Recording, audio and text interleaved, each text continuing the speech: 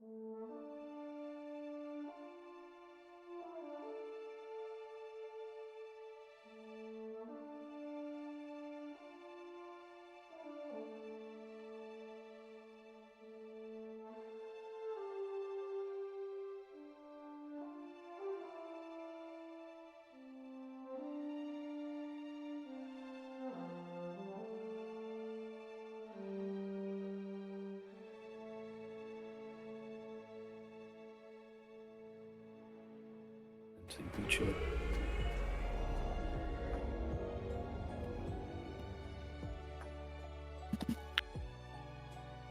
Who's player one?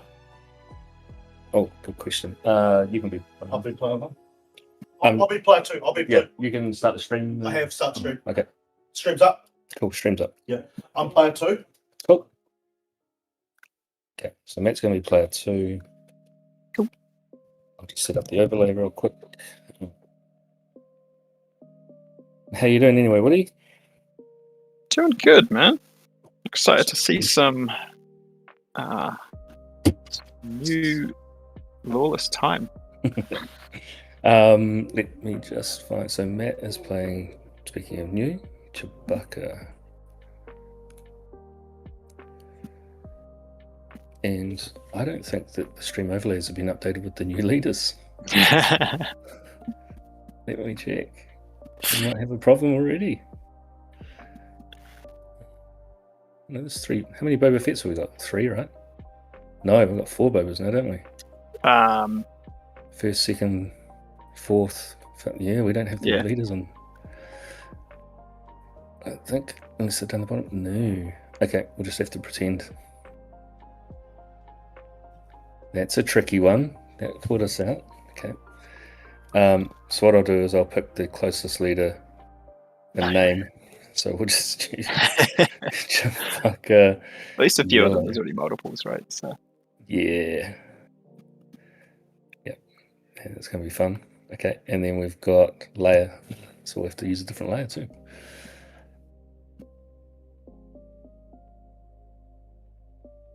Things to check before a stream launches. And he's on blue base. Is that a 30 blue? Yep, that's Dagobah Swamp. Dagobah Swamp.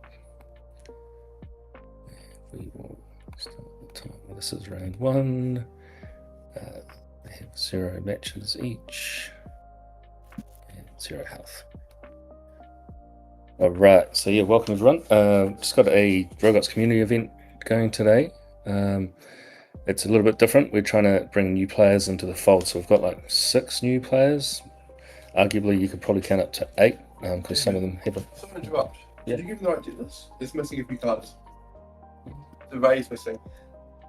Oh, yeah, I don't have a ray in the cycle. But yeah, you'll be okay. So let's leave it out. Yeah. Yeah. Sorry. That was me loaning people decks. And just leaving cards out. Yeah. It's Richard we're tricking. He's a store member, so Trixies. All right, diving into it. Looks like we've got just a Phoenix Squadron, A-Wing coming out for Leia, Karis down for Matt, and uses Chewie's ability to take it out. Yeah, that Chewie goes pretty fast, pretty quick, eh? Yeah, I've not seen a lot of play of it yet. One of the guys tried to make it work at draft the other day, and it was. Oh, yep. I think he ended up just swapping over to Enfys. All right. Okay.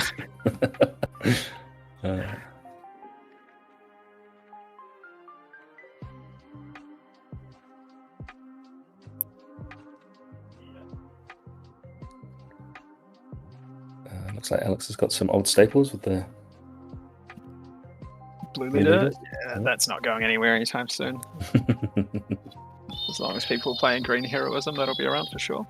Oh yes. And is that a Luke pilot? That would be a Luke pilot from the looks.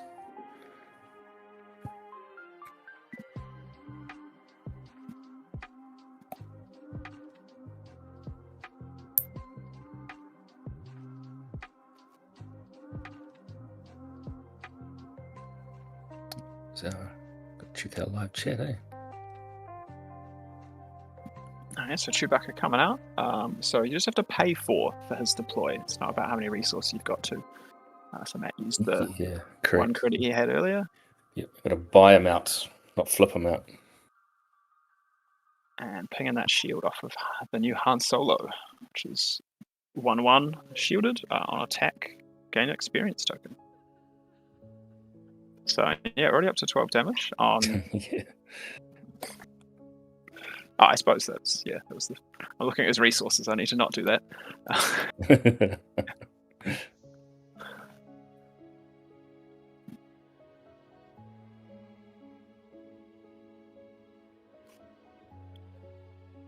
So just trying to play with the stream while we're sorting everything out. Han swinging in for 2. What do we got? Aggressive negotiations. I feel like we're going to see a lot of this card. Oh yeah. So that's plus. Was it 4 to Chewie? Yes. 8. Yeah, I think the correct decision for was it Alex? Yep, Alex. Yep, Alex is. Yeah.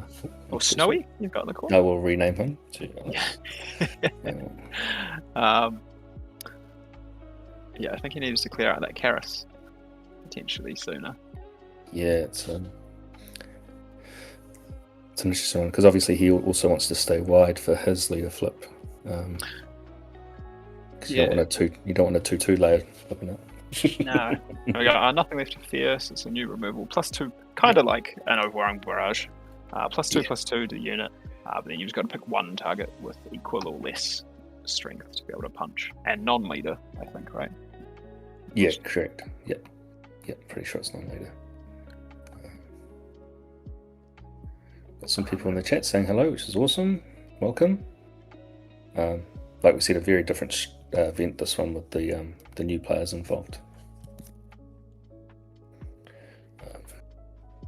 Got a few teething issues with the overlay and things, not having the new leaders, but we'll make do and we'll work our way through it. It's more about the players than the leaders. Yeah, and I think Matt claimed the initiative. Yep. Alex just putting some damage in that he can. That Yep. Chewie's going to be able to swing in as a 5/6, right? Yep. So that's game 1 to the Chewie. So yeah, Matt wanted to go on a fast deck to kind of help me out because he's the other guy that helps run these events. So, but I think he might get the sweatiest deck award if he's not careful.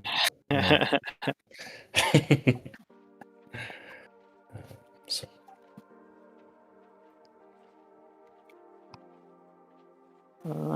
Just having a quick look at the sideboards. Like we've got the deck list for most people, so we can kind of make some comments on this during the day. Just see inside Cham Syndulla. Surprised that's not a main deck. For Matt, for Chewie. Yeah. I think it's an awkward one, right? Because then you've got to get up to the 5 resources for him as well, like when you're trying to use Chewie's ability. So. Yeah. Because obviously you're killing your resources and then getting further away from Cham. But we'll see if he gets that one out there. What other spicy sauce does he have in his one?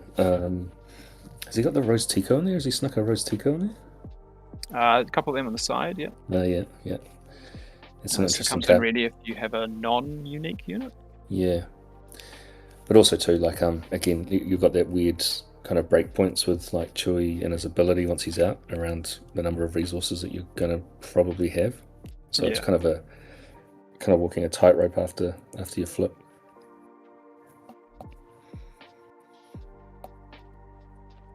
I really want to see like Alex's leader flip pop off. But yeah, I think against the Chewie deck it might be a bit rough. Yeah. Well, no, I guess in an aggro matchup, potentially Matt's not going to be killing his unit, so if he can go wide and survive, then... Yeah, interesting. When we see Leia with the new base that lets you ignore an aspect, splash something in just to help boost her up. Something like a... like a Zebrelios or a Kanan or something would be pretty handy from here to kind of slow things down. Cool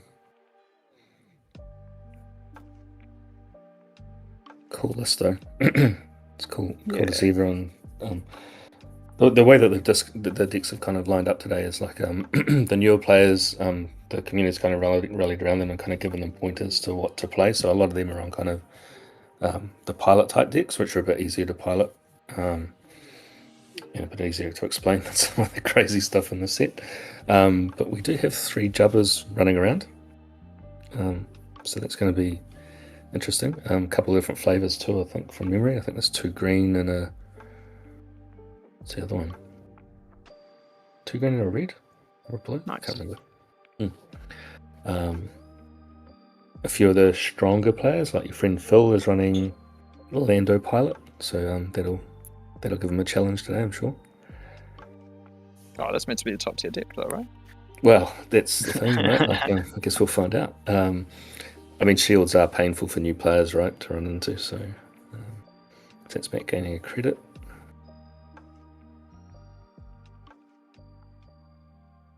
And he's just started with that 3-1 for 1. Yep. Good old blue leader. The cool thing about Alex too, we've got a bit of a prize today about like best themed player and deck. So you can see he's running Leia with some very salacious sleeves, and he's also wearing a t-shirt with Leia on it. So he's gone full Leia. Nice. So yeah, there's a couple of things like that. So yeah, everything you'll see on his side of the board will be Leia related. Alright, we've got the clown car falcon coming down, I suppose. Yeah. Oh no, there is another falcon now. We do have to just keep differentiating falcons. Yep. That's a good call by Alex to get rid of that one. Yeah, for sure. So it's a haymaker. Yeah, and I know Matt's running like a couple of bigs and a few pilots in his deck as well, so you definitely don't want to have that scale.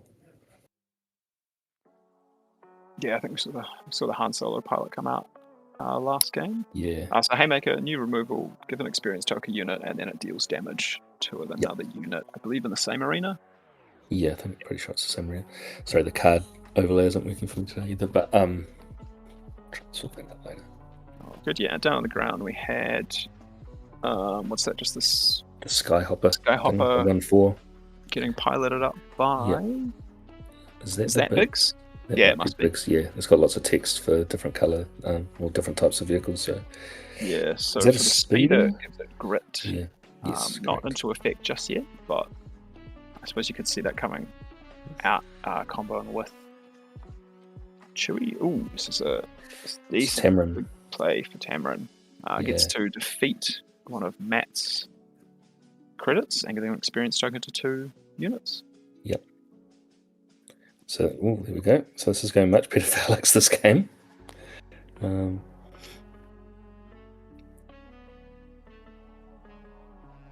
he's managed to get Leia out as a 5/5.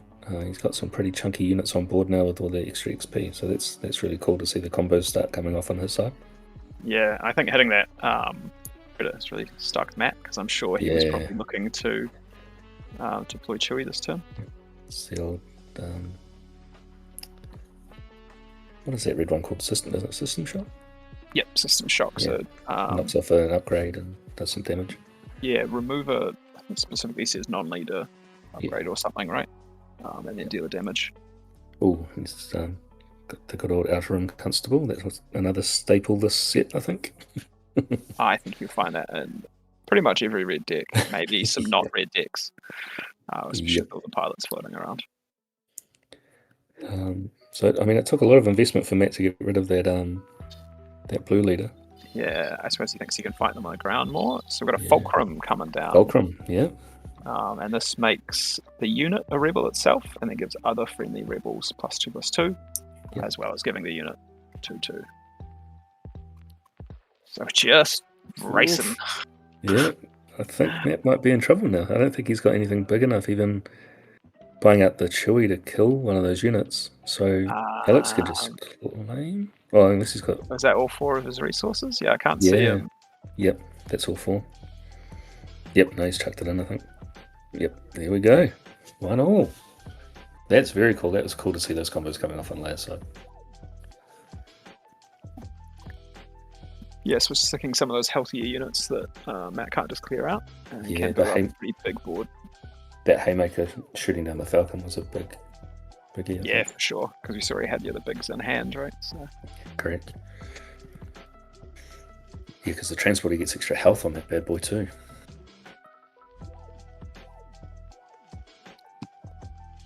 Going to 3 in the first round.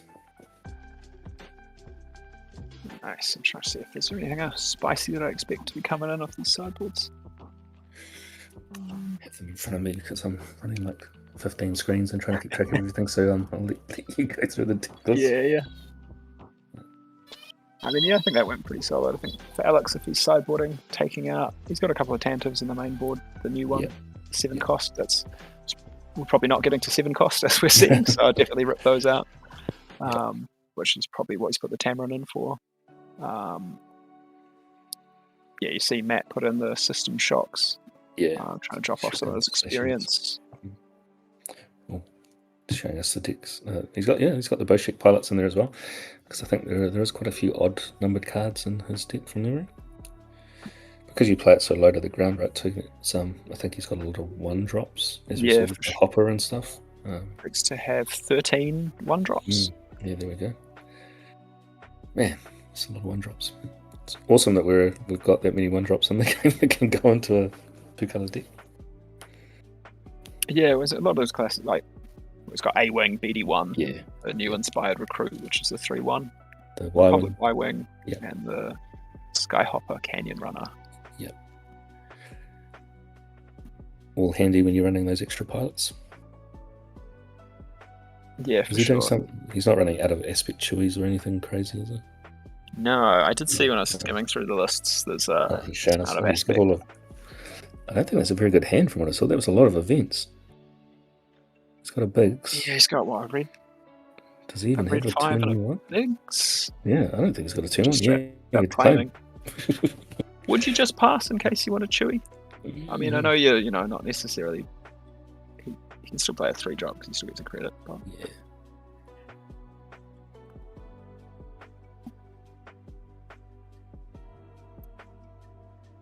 I suppose he can still make that decision now. Being nice and giving Alex a head start. You know?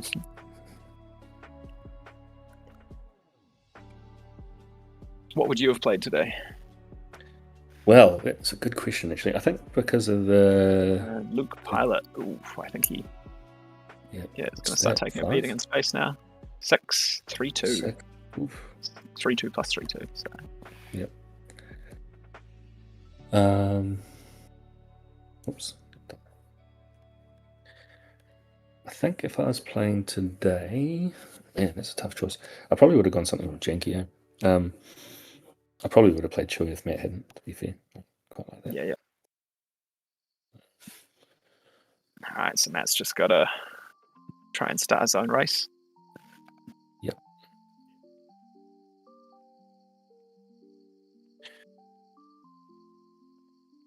Alex deciding just to stick to space.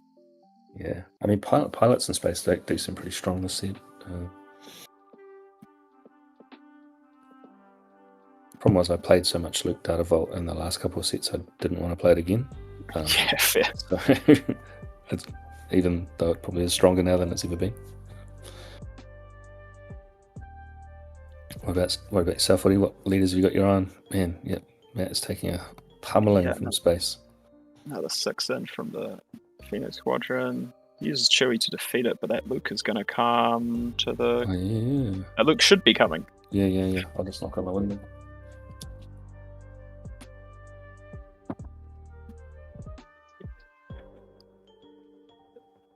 And then we see a new Lando coming down.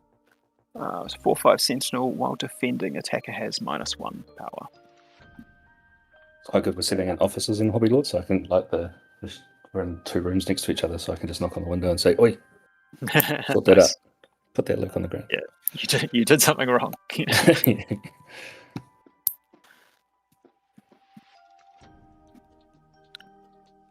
New K2 coming down. Ooh, yeah. So K2's got on attack, deal 3 to a damaged unit. This isn't the most efficient coming through. Matt probably should have slapped some damage on Biggs in there first. So it's another 5/5 layer flip. Yes, I've did that the other way around. He'd Yeah. have a dead Chewie. Lando. Did land it. And yeah, we're seeing Leia take out the K2. Keep punishing away in space, and Alex is in a pretty strong spot here. Yeah. Yep. Maybe we've got an answer to Chewie already. Sorry, my overlay is misbehaving again. 1325.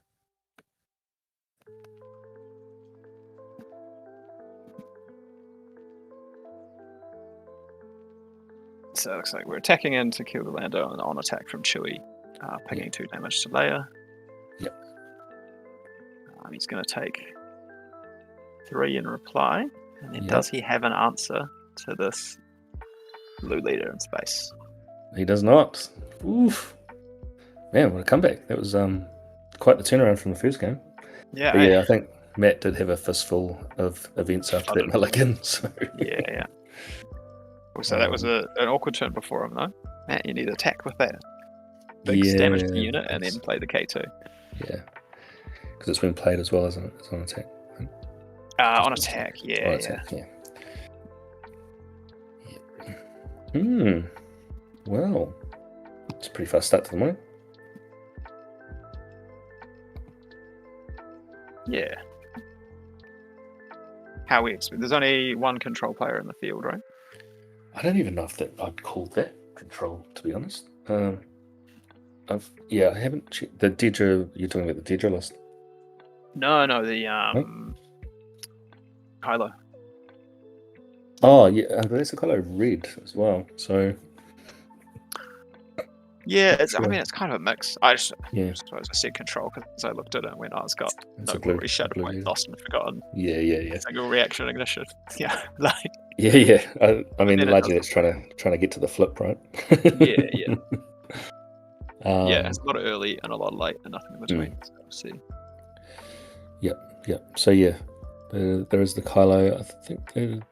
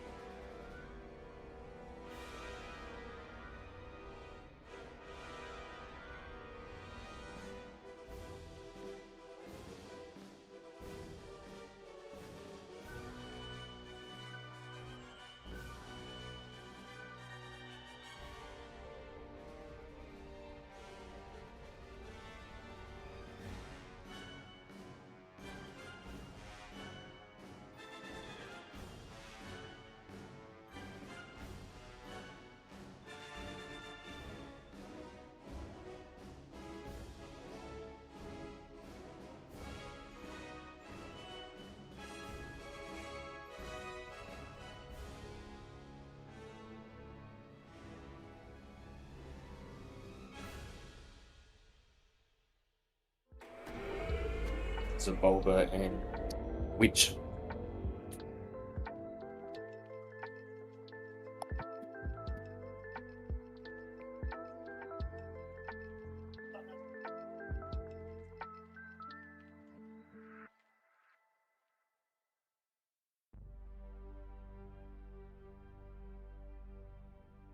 Yo. Yo. Sebulba and Wedge. Sebulba and Wedge. Welcome back, everyone. Round 2. It's just being set up at the moment.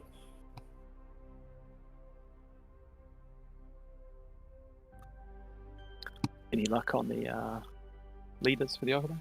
No, I'll reach out to Tim in between on the lunch break. I think we'll just see if he can help us out.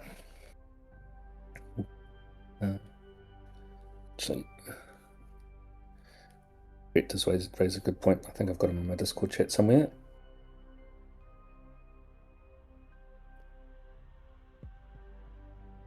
Where's he based though, Rhett? Is he like, is it like 4 o'clock in the morning still in Perth or something weird?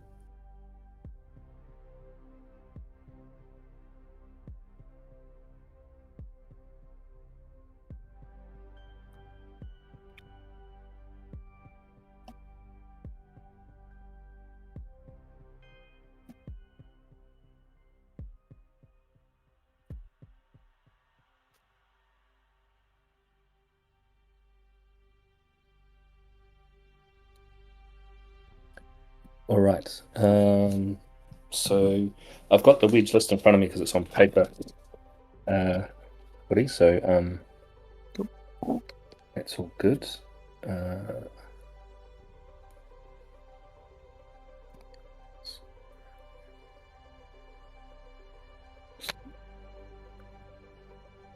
I've got the Sebulba list. Yep. In front of me.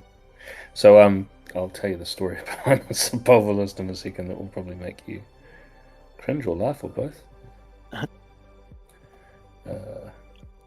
No, this is not Eternal Hyperspace Cube. This is Currency. But we don't have new leaders for the overlay currently, so that's why you're seeing weird stuff on the overlay. But we're just trying to match them up as best we can, so we can definitely do Wedge. It's close to Sebulba. Yeah, something ugly. Von trench, Reg? maybe. Yeah, yep. Von Reg's at least the right Yeah, colours. that is. Yeah.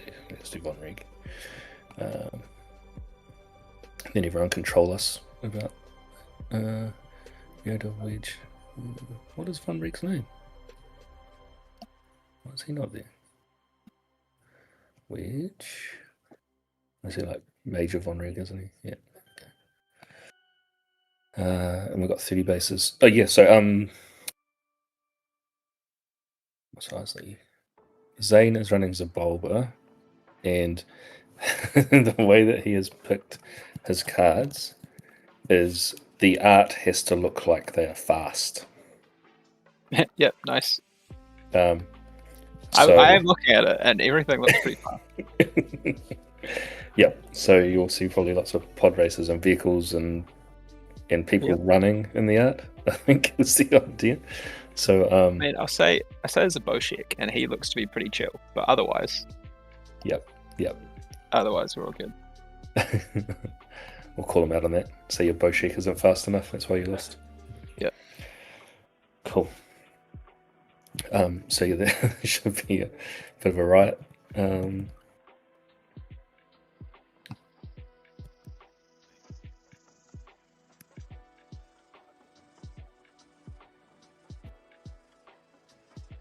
mean, the list looks fun anyway. There's lots of early vehicles, some pilots to come slamming down on them as well.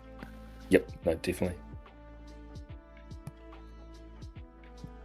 It's got my favourite card from at least limited play, which is Canyon Frontrunner. Oh yes, yep, yeah, that's a good one. The old 2-drop. Stifle your enemy's 2-drop one. Yeah, I had one of the pre-release, I think. I had 3 of them in my deck, and so I was just mulliganing to have that in my opening hand.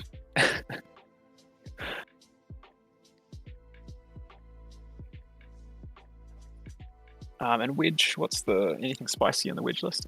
The Wedge list is it's your kind of standards, lots of cheap space units, and then all the pilots.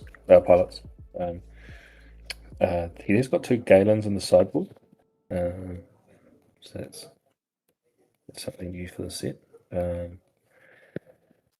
But yeah, the rest is your leaders, your A-wings, your Phoenix Squadrons, Razor Crest, a couple of Rebel Blockade runners in there, Red Leaders, Resistance Blue Squadron, 2 Sabine Masterpieces.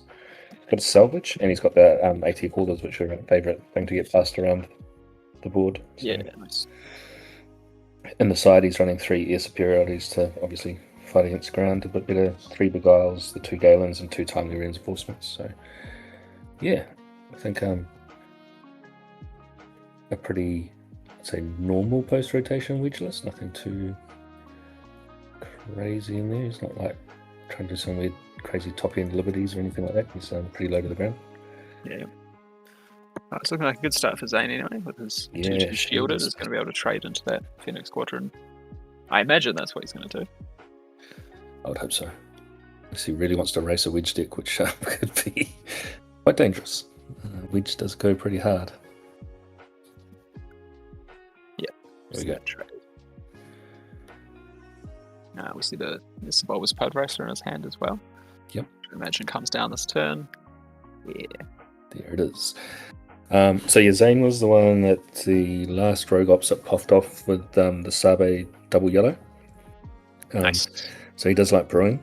And there goes a pilot on the clown car. He's using the Sebulba action there. Yep.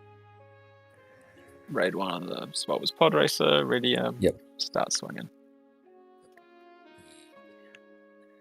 There's the claim. There is 4 to the base. And Scott, our Wedge pilot, he's from up Kapiti Coast. So he's one of our coasties that's come down for this event. So it's nice. Really cool. The Wedge deck, oh man, it is like, well, pre-rotation, definitely. It could go pretty fast. Like if you can get a Chewy on that Falcon, yeah, it's a bad time for your opponent. You could do some pretty cool stuff. 9 and Poe in his hand. Yep. I mean, both of those would be good on the Falcon. It's whether he trusts Zane not to have a Beguile or something, I guess. Yeah, Beguile doesn't go fast apparently because it's not on the list. Oh, there we go. Well, Scott doesn't know that. He doesn't. Bring out the X-Wing and flicking him to space. There we go. Oh yeah, you can only go on a ship without a pilot on it, as the text, I believe. Specifically from... Yeah. Yep. So Zane's going to head to the base. Yeah, so it doesn't care about Falcon's extra text. No.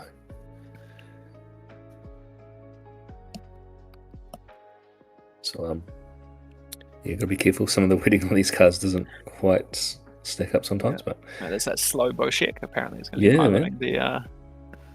He'll be taking some odd cards home. Just another Boshek though.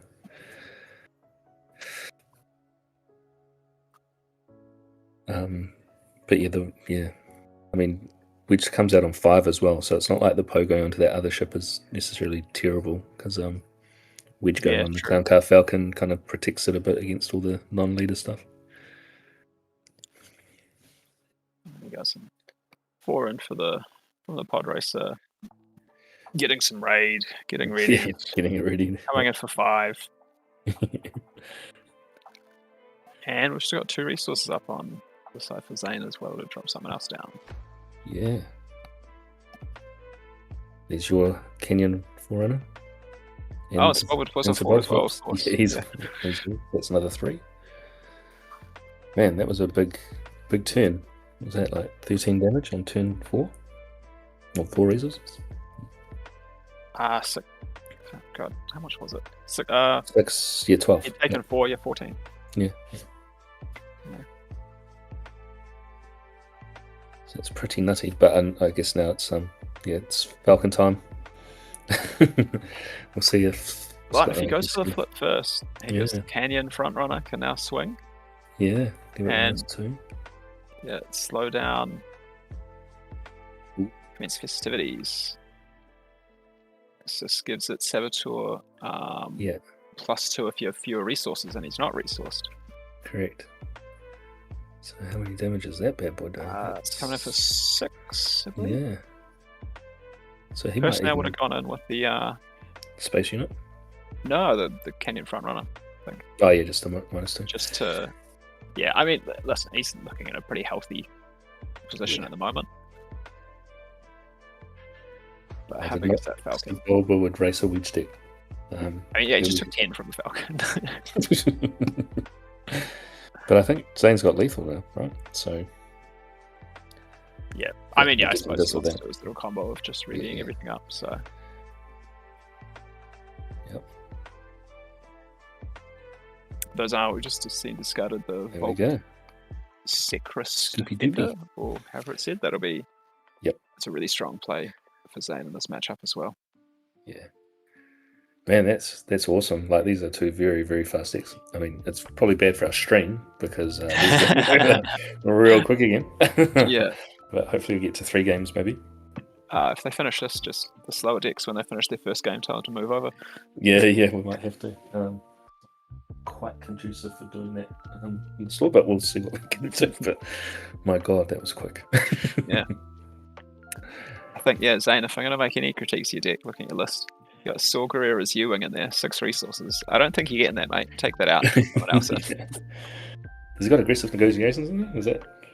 I suppose nah, that he doesn't. He's probably he's spamming his hand out. Most of the time, right? Yeah, I mean, it's hard enough kind of deck building post rotation with giving yourself like a handicap, like must looked fast art, So just we'll have to give him that. I mean, to be fair, they all look pretty fast. Like even commence the festivities, that's a solid like spit trail flying through. Counting that as fast to give them that. Boba and Vader pilots are in there as well. They don't look the fastest because they're sitting down. But they're going fast. Yeah. I suppose if maybe he's gone with if they're attached to something, then they're real fast. Maybe we'll only play the most pilots. Yeah, that's the ruling. They're not fast if they're not on a vehicle. Damn, I was hoping the Wedge would cook him. I really like the Wedge deck. So. I mean, Zane got the perfect start as well. With, he did. Like hitting the shielded space unit racer, and the shielded space unit, of being able to trade and then his the named unit, right? Yep. I think they did miss a trick on not making Sebulba a pilot. Yeah. But I guess they didn't want to add one random pilot to a set without pilots. Yeah. No, that is true. The other thing that Scott probably wanted was one drop ships, so they could get a ship with a pilot on it on turn 1.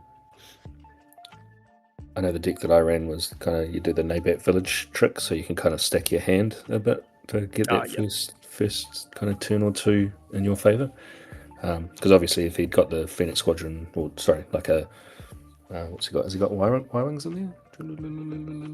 Doesn't have the Y-wings. He's got A-wings. Because if he could, if he could get himself out of the range of the 2 damage from that shielded spaceship, then that would have helped him with that. Lesson learned. But yeah, he's only got the A-wings as 1-drops actually, which is interesting. Probably chuck in the Republic Y-wings, or you could even chuck in, like we saw in that last game with Chewie, the Starhopper speeder thing. Oh yeah, the Skyhopper. The 1-4. Canyon chuck runner. the Canyon Runner. Chuck a pilot on that bad boy. Yeah, you just got to remember it's ground. I've had a few that and the Sky Cloud car from JTL. That was a ground. Had a few times when we were playing draft or something earlier. They said, you look over to the table, you're like, "Oh, hey guys, do you know that's the ground unit?" And they go, "Oh shit, what do we do?" You're like, "Just carry on." Maybe Zane will get to a point in the next few sets where it's like things that look like they should be in space but are on the ground or something. Yeah. Yeah, there was a couple more recent ones like that though. Yeah, but those two in particular look like space units but are actually ground. Yeah. Or even this is still from set 1, this swoop racer, right? Looks like it should be a vehicle. Yeah. Yep. Yeah, there's a few things that look like they should be vehicles and aren't tagged with vehicles as well. Most of them have rotated now. I think they hopefully saw the errors of their ways.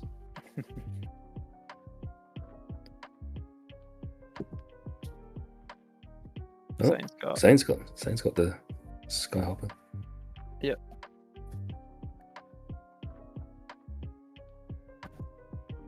He's drawn pretty well both these games, eh? He's got the same start off. Yeah. Has he got that shielded space unit again? No. He did have it. Okay. He had that, the Canyon Frontrunner. Scott's pulled in the air superiorities. Looks of it. Yeah, nice. Two cost 4 damage to ground as long as you've got more space. But he resourced it. Here we go. Yeah, there we go. There's a cheap space unit. Hopefully he's got he's got a 1-drop pilot, so he'll be able to put a pilot on that one. Yep, you're right. There goes Zane's same opening play. But he's got him this time. I think that puts him well out of range. Oh yeah, Nunum's +1/+2, right? And then +1/+1 on the actual swing itself. So he's got a 4/5 on turn 1. I think he goes up +1 for every other pilot. Oh yeah, so as he brings out more units, yeah. Bigger and bigger. Yeah. So if he can sneak out another space unit with a pilot, then he'll be rolling.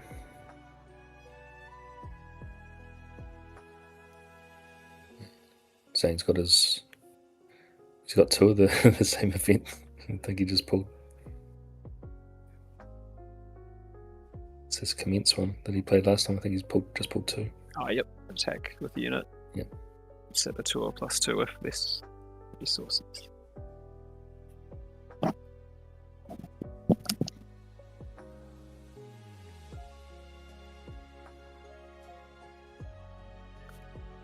So I might be a bit tighter if Scott can keep kind of getting spaceships up and pilots.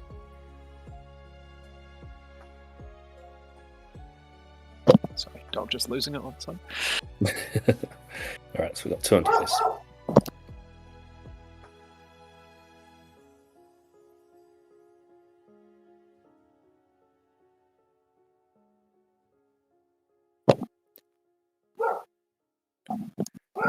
Yeah, Sebulba's pod racer back. Someone trying to rob your house. I just heard Zane scream as he got beguiled. We're just going to sort out the dog, hold on. Yep, no drama. Yeah, so we're in Hobby Lords Lower Hutt, which is kind of an old, I think it was an old bank or something. It was a bank, so we've got a couple of offices that we set up in. So the stream's in one and my little commentary centre's in the other. But it's not soundproof, so I can hear screams like Zane did then when he got beguiled. He's also wearing a Republic pilot helmet on his head, like a real one. So you can't see that on stream. But there is a prize for kind of best dressed, so stepping up for that one.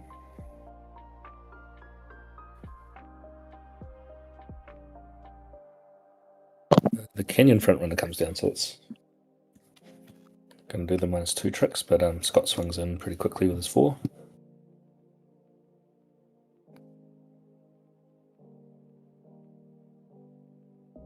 On goes the pilot. What I missed. That's a twin laser turret. Oh, what's 2? Sorry. So on attack, He's got a deal couple 1 upgrades. damage to each of up to 2 units in this arena. And also +2/+2. So yeah, with the shield, he's probably going to try and kill one of them, I thought. Yeah, I'd almost be tempted to do that Razor Crest. Yeah, because if that's the whole remove and upgrade thing, isn't it? It's the bouncer. Yeah, Unit. yeah, bouncer unit. Yeah, so That's what Hayden wrecked me with, and because I wasn't paying attention to it. oh yeah, that's right, on his rose deck. Yeah, because I guess now he didn't have any resources to do it, but he could bounce that unit pretty easily. I mean, he chucks Wedge on it and he sends it straight back to his hand. Yeah, Dropping off cost, this one costing the upgrade. Yep.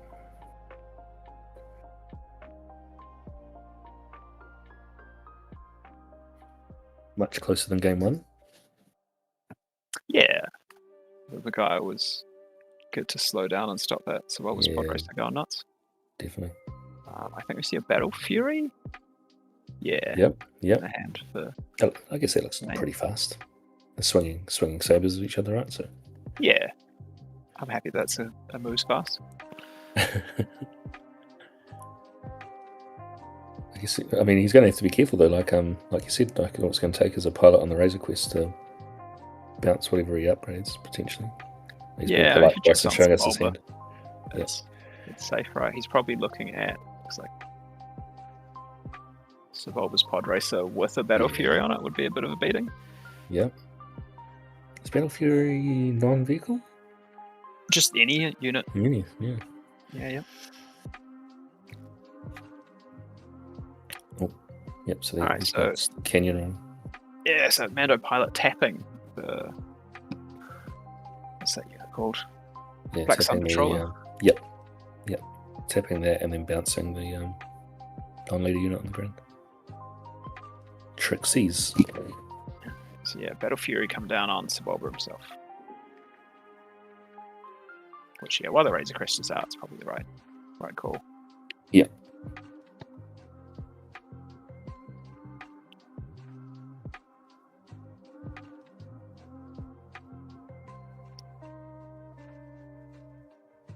I'm surprised it doesn't have that to rock. I imagine it's probably not fast moving art, is it?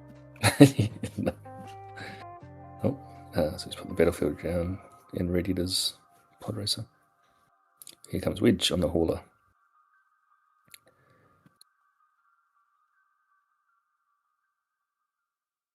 Yeah, Wedge on the hauler is going to be a problem for Zane, I think. Yeah, we're good +3, was it?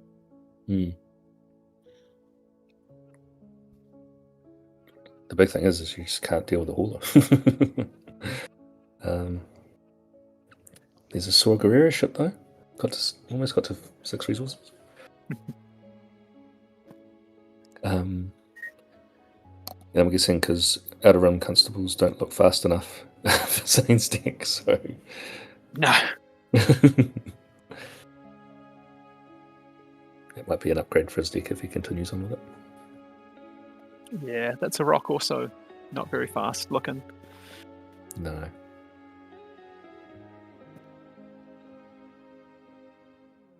Maybe if they're throwing the rock in the art, then he'd be alright. Have you got any good local artists? Just do some card mods. Proxies. Yep.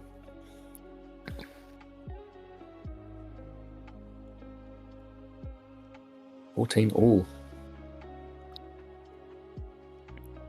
And a Beguile. Whoosh.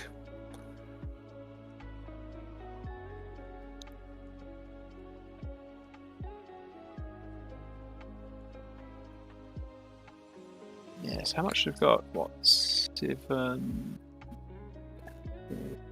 Must be close. 13 damage on the site for Scott. Yeah, I guess that's that. If he's got a 2-drop. It's the thing with, I guess, playing 2 Beguiles, it's one of those things, right? Kind of like Waylay used to be, where sometimes you have to do it, but it does kind of slow you down as well. So. Yeah. Was there 2 commensurate festivities? There was one. There was 2. I don't know if he kept both. I think he's got lethal then. I wasn't paying enough attention to when he revealed his hand. Oof, 27. Oh, he's just got the claim though, yeah.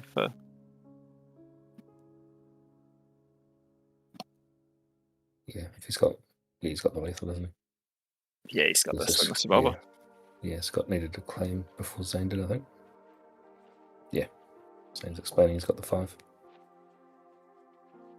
Whee, there we go. Sebulba. Pretty tight. They go fast. That was tight. Now Sebulba, I think, is 2-0. Nice. So keep an eye on that one. He might be back later. Very cool, though. Very cool. I mean, like, you've got the list in front of you, but I think, Zane has kind of hampered himself intentionally, but it's probably things that he could change in the deck that would help into things like the pilot decks, I think. Yeah, I mean, there's a couple of easy, upgrade removals to chuck in there. Yeah. Things that don't necessarily look like going fast, but yeah. They can at least go on the sideboard. He can make that consideration, right? They're on the bench. They're ready to go fast. Yeah, exactly. That was very cool, though. He did. He was kind of working on it because what was he going to bring? He was going to bring something else, I think. He said, "Nah, you got to bring Sebulba if you're going to play something at a new player kind of tournament. Bring Sebulba, it'll be fun." Yeah. And look at that, he's 2-0.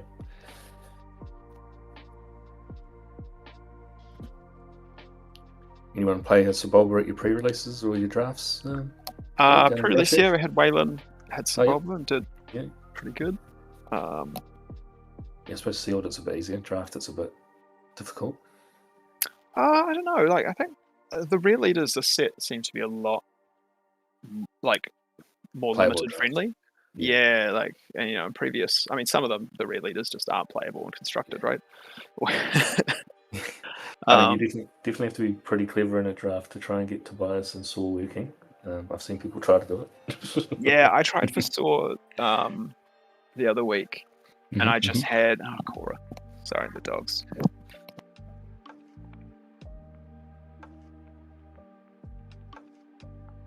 Yeah, tried for Saw, and just ended up with just far too many heroism cards. Yeah, but luckily I had a Hera, so I could just pivot to Hera Red, and the other things I picked up was splashable. But Thanks just entering the room.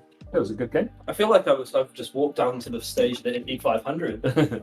Well, that's because you had your helmet on. That's absolutely. It's nice to be able to hear. No, it went really well. It was pretty much because I claimed. Yeah. I claimed. And that was cool. No, the beguiles got me. I was like, I can hear you scream through the window. I was just having to keep getting Boshek and the Sebulba. I have to thank my wife for that one. So that was cool. We were just explaining to everyone that the artwork had to be fast. Oh yeah, absolutely. So there's a few cards that look like they're slow. Yeah. Like for example, there's a Shadow of Stygian Prime in there, and it's because it's invoking Fairfast. And I think there's the commence the festivities, and it's because Jabba's shooting the head of the rat. We're trying to work out how you could make the Outer Rim constables look fast, because you probably needed them. I needed them so bad. The second he started stacking up on the Falcon, I was like, okay, Sebulba, we got work to do. We've got so much work to do. But I got there in the end. Yep. Oh, well done. Well done. Sponsors. Cool. So I believe, Woody, we're going to have a small lunch break as well. So the gap between this one and the next one will be a little bit longer. So I'll check the clock, but we'll probably be looking about 2 o'clock, I think, for the next round to begin. Yeah, cool, man. Do you just want to put me a message? Yeah, man. Yeah, totally. I'll dive back in. But yeah, man, that was a fun race. Man, that was quick. We're going to have to think about... Need to put some slower decks on. We'll find some.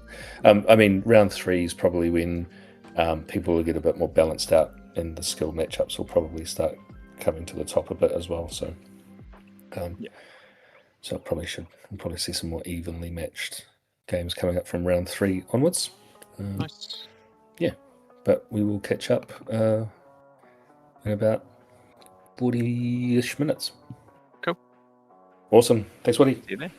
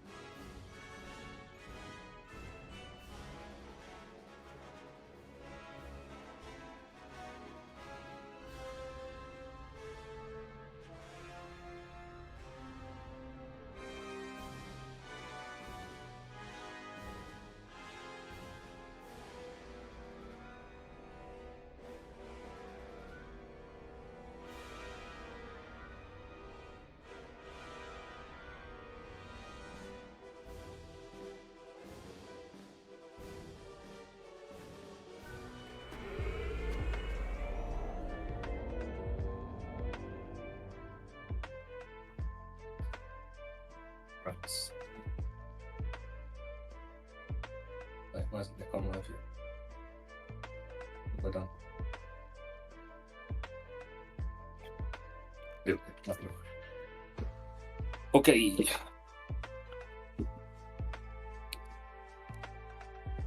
So yes, let me update. So we've got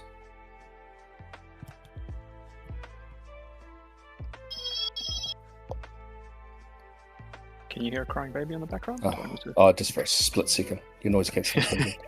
So this is round 3. We have Enfys Blue. Now, what leader are we going to use to represent Enfys? Mace Windu. Yep. He's on a blue. Is he on a splash base? He's on a 4 space. 4 space. Ooh, Yeah, which is quite interesting because I'm looking at his list and I can only see one use for the Force.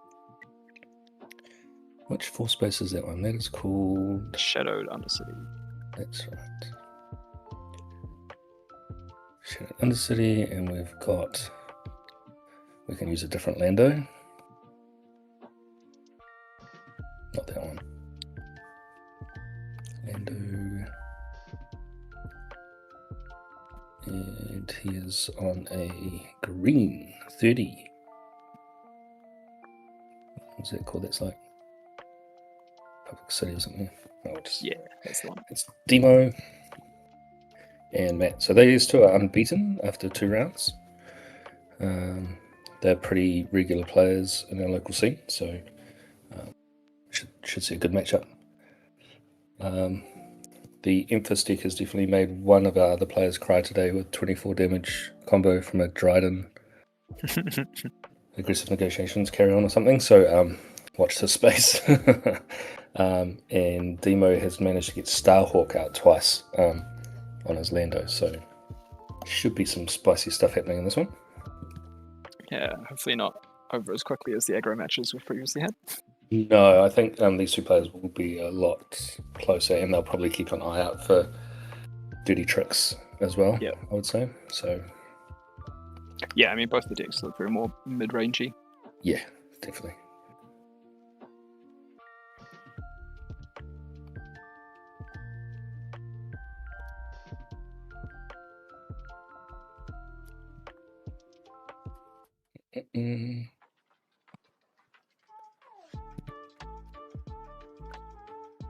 Got a Gungi just dropping down.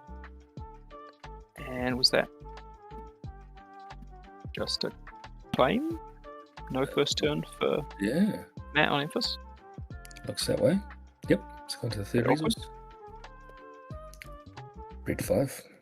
It's not a bad turn 2 play though. Ooh, Grogu. Wow. Grogu's gonna put a stop to any red 5 shenanigans there.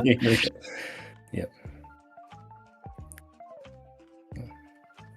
So yeah, new leaders, both in the Enfys, is when you use an on-attack ability, you may pay 2 exhaust this leader if you do use that ability again.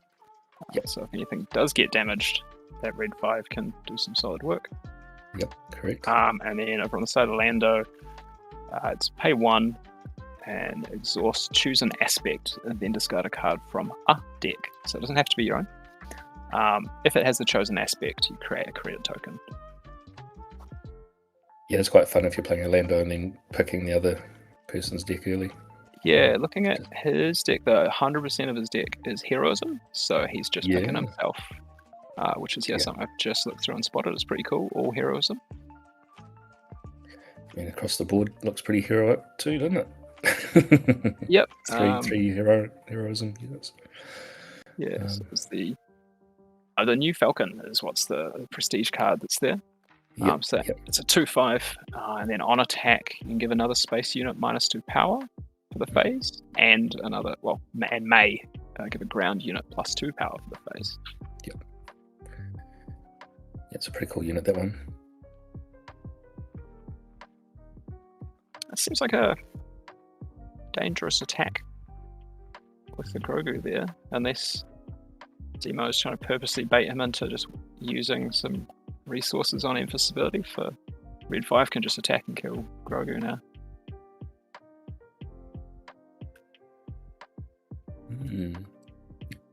Sure, he has a plan.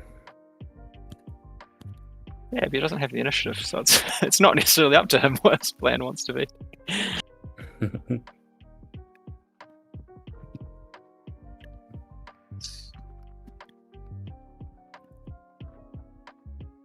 I get trying to get damage onto Gunji to try and Grogu to try and throw it around, but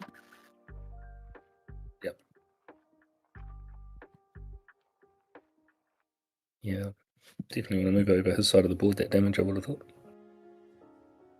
yeah, I can't see Matt's hand. He might have something else he wants to do this turn, but I mean, without knowing, having info on their hands, surely, Red 5 just going to town and taking out.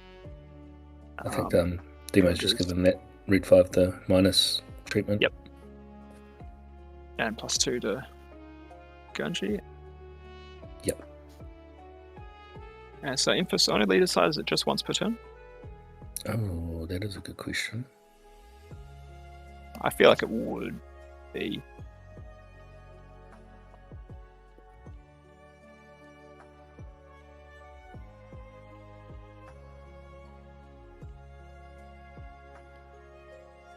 Yeah, there's Red 5 gone. I think Matt's missed a trick here, but we'll see what comes of it.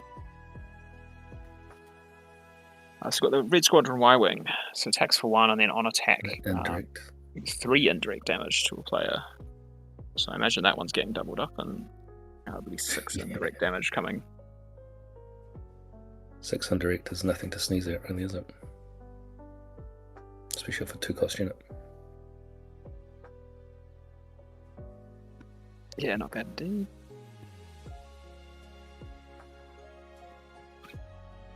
Enfys is a 3-5. So Enfys is going to finish off the Grogu.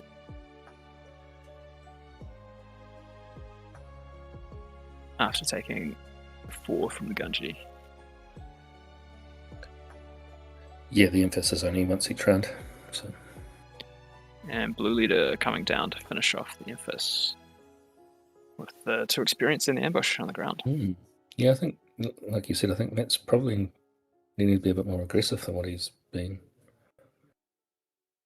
Okay, let's go Tactical Heavy Bomber. I get it, but with that Falcon up in space there is going to just weaken the Tactical Heavy Bomber anyway. So Tactical Heavy Bomber is on attack. You may deal indirect damage to a player equal to its power. If a base is damaged, you get to draw a card. Yep. But yeah, seeing as if the Falcon's going to neuter its power every turn. Yeah.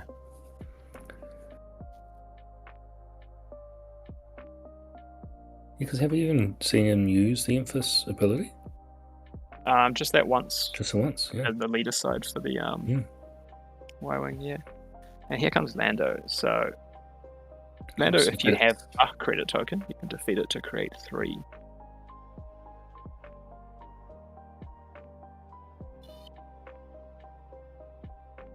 And there's that use of the Force to draw a couple of cards. That is the only use of the Force in main or sideboard. Yeah, I think it was the Starhawk.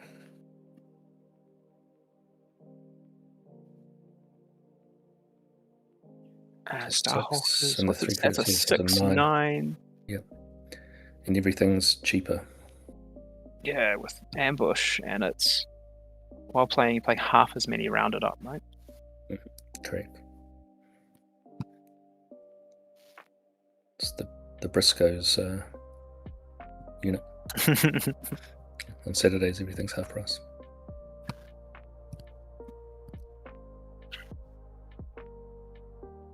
Do people outside of New Zealand have Briscoes? I don't know what that is today. No, I don't know. They probably have the Kmart, kind of, maybe.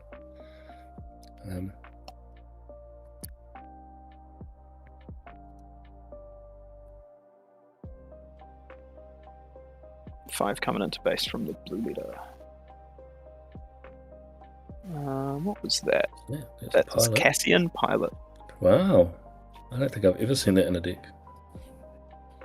I can't even remember what he does, to be honest. Something to do with discard a card from a defending player's deck. If that card costs 3 or less, draw a card.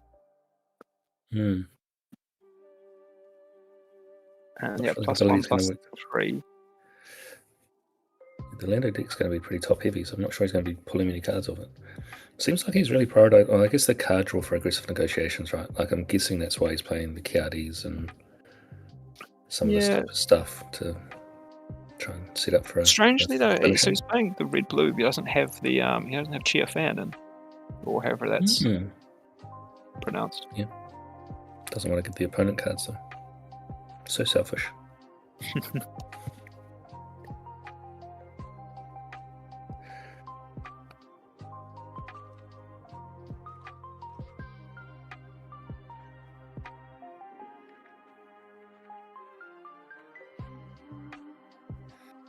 Yeah, I wonder if, I'm sure no matter, he's trying to set something up. And we do know there is some pretty big swings, and he does have a whole lot of cards in his hand, so... Yeah, I think he's got at least 1 aggressive negotiations in hand. How many cards is he sitting on? And then 7 he's only got cards? 11 health left on his base, so there is lethal in multiple ways on the board for Demo. So he's got to do something about this. Get a wriggle on. Oh, he's got the Rebellious Hammerhead. That'll probably come down and kill. Yep. The other 6 damage from his hand. Yep. I mean, he's still looking at a lot of damage. A lot of damage, yeah. And no resources spent. Yep.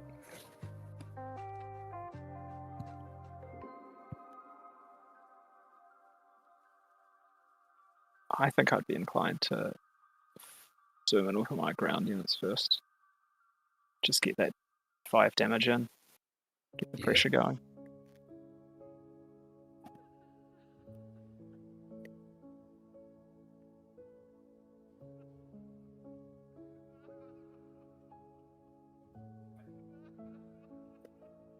He trades Kiadi into the Lando leader.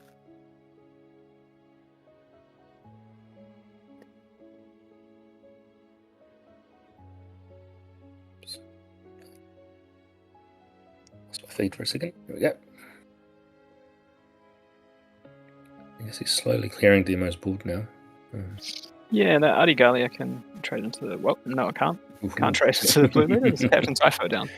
So, yeah, all that old chestnut. All Demo needs to do is just sneak in a couple of damage with that Falcon, and he's putting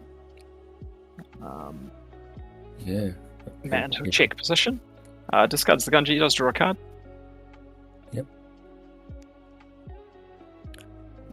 So what can he do here? He's got, I mean, the Hammerhead does 5 damage without a buff if he aggressive negotiations that. Currently it'll be plus doubles it. 6. It's not a non-attack though. No, it's not. And we've got a moral authority coming down. Yep. So you can capture something with less health. If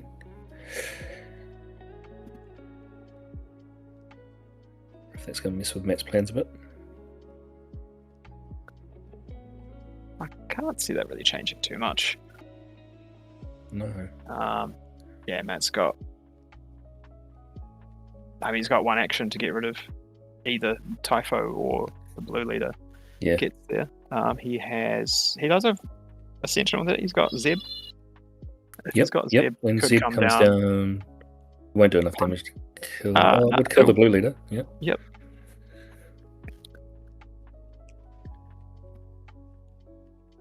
I can't see any other ways out from just looking over his deck. Yeah, it's very focused on units that are drawing cards, units with on attacks. Yeah. Knowing Demo, he'll probably have another moral authority in his hand. I think I just snagged he's got the Mandalorian. Just spotted that.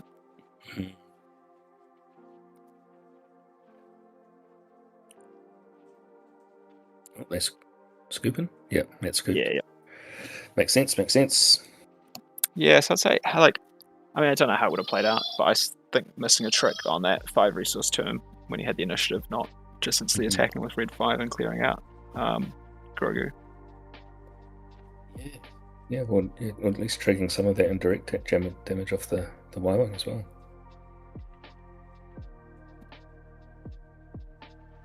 guess it's hard when you have to pay a resource for the ability, right? Like, you don't want to It's shoot 2 care, resources, isn't it? but- Oh, it is 2, yeah. Yeah. So it is expensive, but I guess to your point. I mean, if you think of it as, potentially whatever you're using, like in that scenario, it's pay 2 for 3 damage on a unit, right? Like, if that was a card, Yeah, you'd probably put it in your deck for some removal. Well, that's the thing, right? Like, if it was a card, you'd be paying like 2 for a kill switch or something like that, which is only -2, -2, right? And exhaust. So, yeah, I guess if you just want it to be as efficient as possible and do. Yeah, and especially if he's wanting to hold on to cards for those aggressive negotiations, then I think he's, just slow rolling it using the leader ability, not having to hit curve and spam out units is probably fine. But What's the top end like in that deck though too? Because he doesn't go super. for Matt, he's got the tactical heavy bomber, which is Yeah. what he flipped out that turn. Hammerhead. There's the hammerhead. He's got the Mandalorian, the new one. The blue-red 6/5, draw a card, and then when you draw a card, you get to shield him. And he's got Anakin as well, and Zeb. But no green or yellow.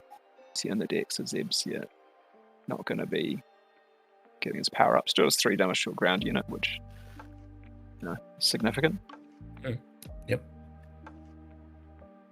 But yeah, that Zeb, and we've used it a few times in draft. I think if you see a Zeb, you take a Zeb, and you just play whatever deck. You just switch to heroism at that point. If it's like yeah, Sentinel that kind of has a mini wrecker ability. 4/4 Sentinel that potentially is doing 5 damage to something is pretty brutal.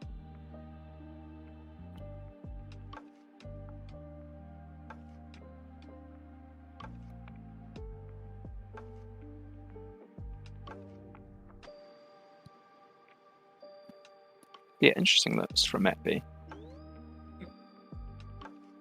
The Cassian Andor, that's an interesting one. I would much rather targeting computer, so you can slam that on your Red Squadron Y-Wings and tactical heavy bombers. Fraser, who's not here today, is a big fan of tactical heavy bomber. Yep. Yeah, that's my my fun deck that I have made up as a Leia blue. Yep. Right. No, Leia's blue. Leia red. The disclose get an experience. Oh, yep. With mainly Secret just Slayer. play 3 Secret Slayer. To throw 3 Red Squadron Y-Wings, 3 tactical heavy bombers, and 3 targeting computers, and then the rest is just on the deck to try and get to that. Along, with fillers. Yeah, with other ways to just buff. So you can play tactical heavy bomber next turn, deploy and throw sudden ferocities and everything at it. Yeah, sudden ferocity. I haven't seen too much of that around today yet, actually. No, it's a weird one. It seems to have taken a back seat in a few of these lists.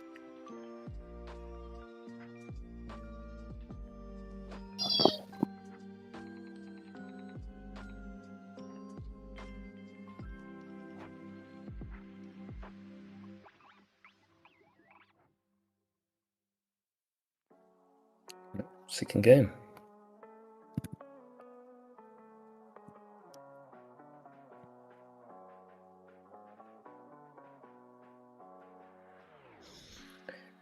Gungi and Regalia. What do you know?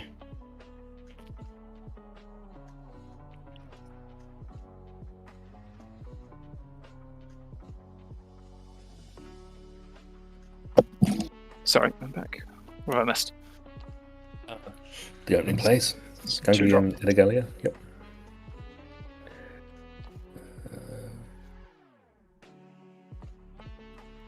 So they hit each other for 2. No. Matt hit the base.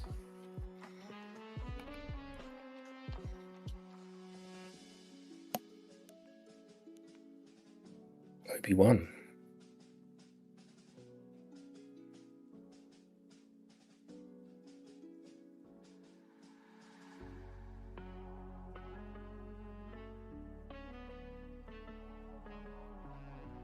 Interesting to see this time around if depending on what's in Matt's hand, what he's going for. Just saw the Arvel hiding in there, which is a great card to the credit killer. Lander. Yeah, try and knock out that one that he's planning to use.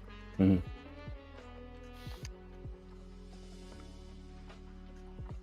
two hope gets he's it off. far from happening. I would like to see someone get bricked by that.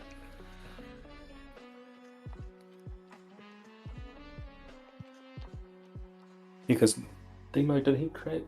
He only created the one token that turned into 3 last game, didn't he? Yeah, I think that's all you really need to do. Yeah. So getting that out this early though gives Demo the chance to start possibly killing it. Oh, twice. I assume we would have seen the. Yeah, I mean, it just readies the red 5 anyway. But... Yeah.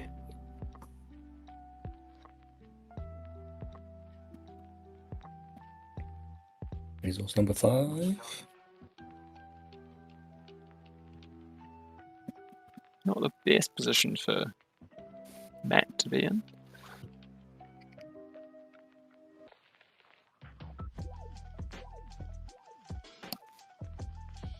Yeah, it's a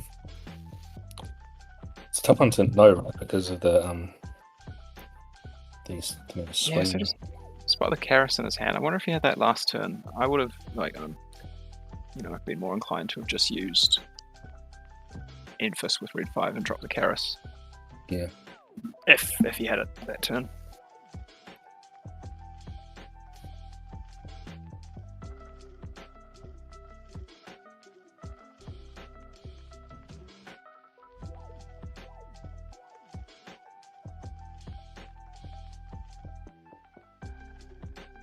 Interesting going in with the blue ace. Oh, yeah, the Obi, which. Yep. I think it should have been probably Obi into Arvel would have been the play. Yeah, I'm surprised he hasn't swung into the Arvel because I don't think you want to have him hanging around. I mean, he obviously doesn't know that Matt has another one on hand, but you. But it's got to be able to swing to kill the credit, right? So. Yeah, when played in on attack. Yeah. Oh yeah, true.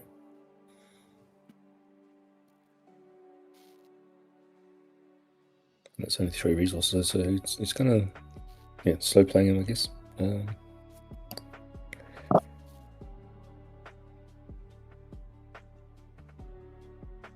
having that one in his hand, he can play at the start of the next time. What was that? Oh, that's the one that does the 2 damage, more. and if you've got initiative, Yeah.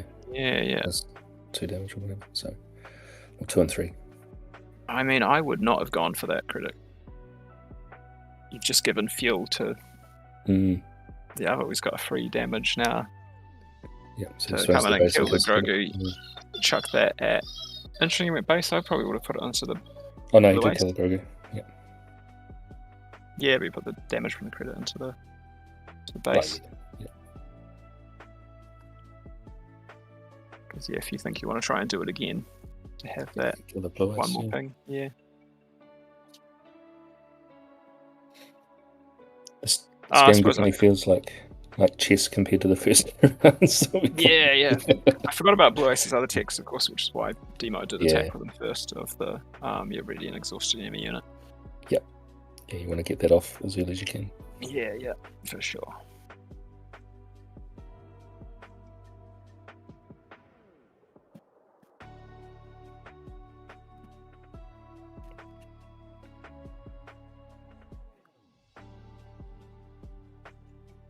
So we got the new Falcon coming out again. Yep. That's the weekly version rather than the prestige version. Moral authority on the Arvo.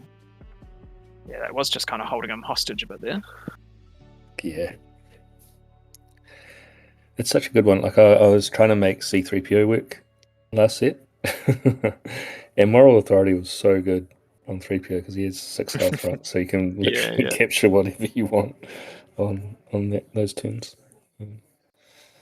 He's gone for the flip. Interesting. I thought he might potentially wait. I suppose he can take out Enfys here. Yeah. And he gets too far behind, I guess, if he doesn't go for that.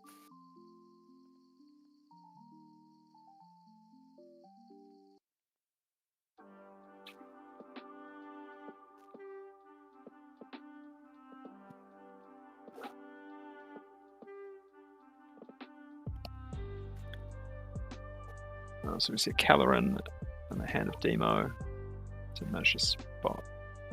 We're getting the Mandalorian out on that side. I haven't seen anyone play a Mandalorian angle yet, so that's cool.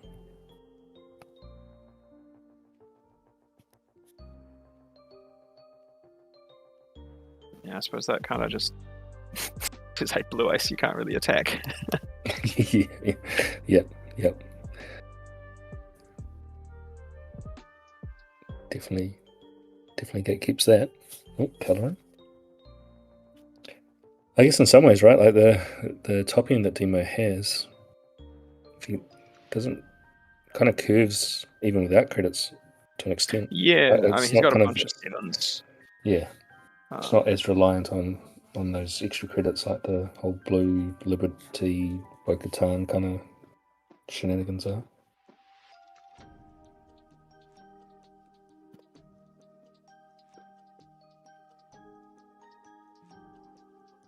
It's the thing that Demo has to watch out for now is the old aggressive negotiations. Carrying. Yeah.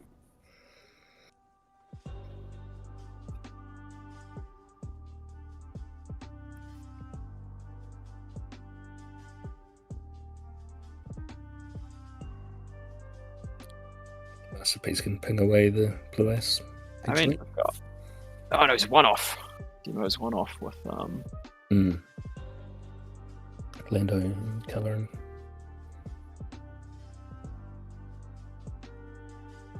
Wait, one off? Two off.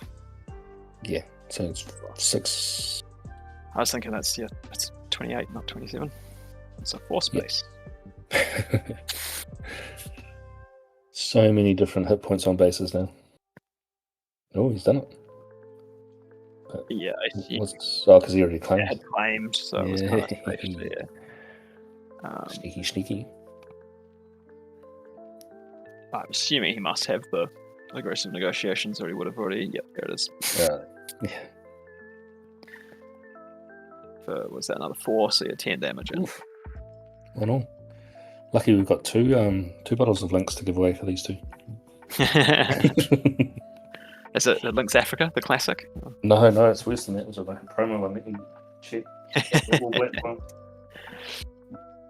For our international viewers, Lynx is Axe. It's known as Lynx in New Zealand. I think it's Axe body spray in America.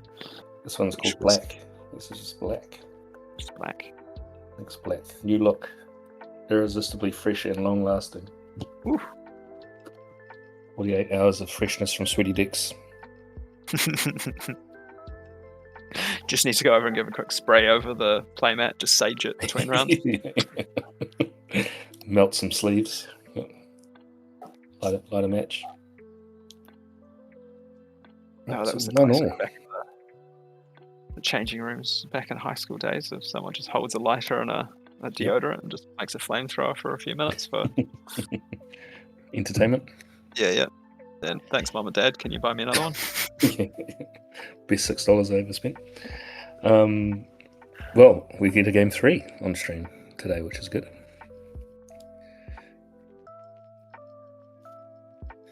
What do you reckon the sideboard action's been going on these two? There we go. So obviously the Arvels came in for Enfys. Yeah. Totally makes sense. It might see. I don't think he actually made any changes. They just kind of shuffled up. But something for game 3. Always look at your sideboard again. You might have got new information on something that's worth, swapping around. That's probably all I imagine he's gone for. The other options is Cham, Owen Lars, and Outer Rim Constable. The Constable was only really hitting the Moral Authority. Yeah. I didn't stop the unit from being captured, so you're probably not bothered about that. No. And then on the side of Demo,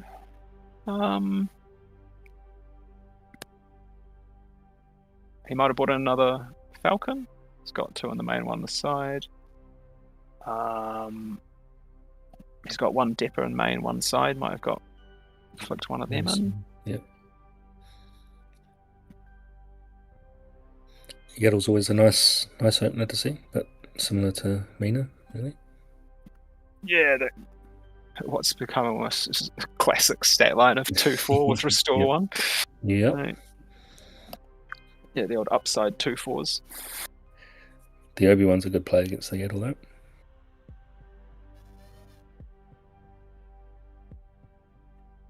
What have we got in hand for Matt? So the Arvel's in there again. That's Swoop Bike Marauder, so the 4/4 on attack, draw a card. Draw a card, yep.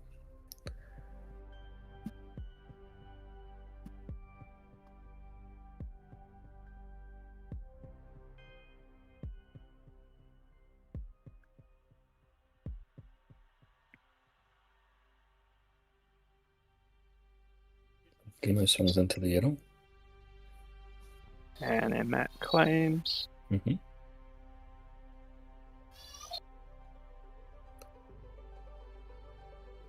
I'll just go check it on the tiny human. I'll be right back. Yep, I can hear the tiny human. In the meantime, we'll have to see what Matt does with the Obi-Wan Sentinel not switched on.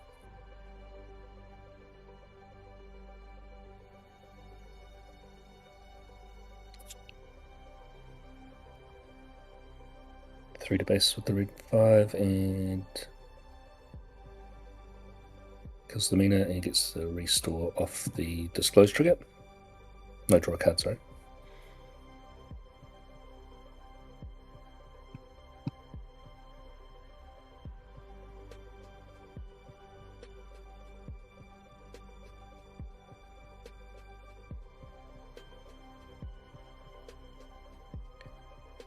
These two much more thoughtful with, well, not more thoughtful than the other decks, they were aggro decks, but obviously there's a lot more lines and trickiness going on with these decks with some of the restore and the wind blades and the credit checks.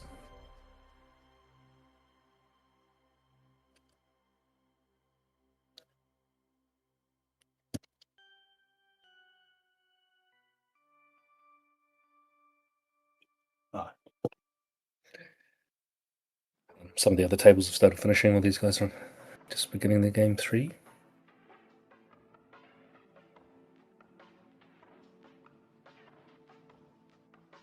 Always to clear the red leaders, always a good play. Yeah. And Matt's going to just try and trigger that card draw. Killing the Obi-Wan and drawing a card.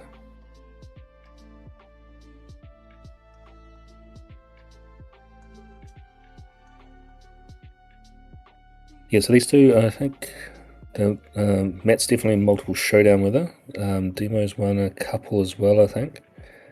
And Matt's made a top 8 at a PQ. Can't remember if Demo's made a top 8.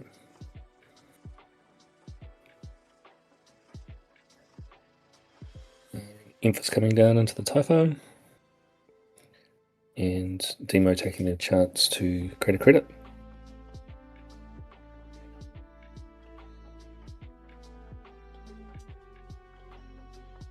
And Matt playing the card to kill a credit. So that sideboard change after game 1 making a big difference for Matt and the credits.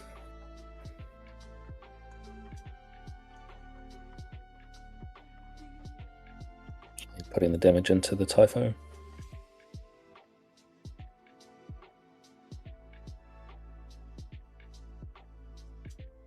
And another Yaddle coming in. So Matt being able to flood the board a bit more these last 2 games.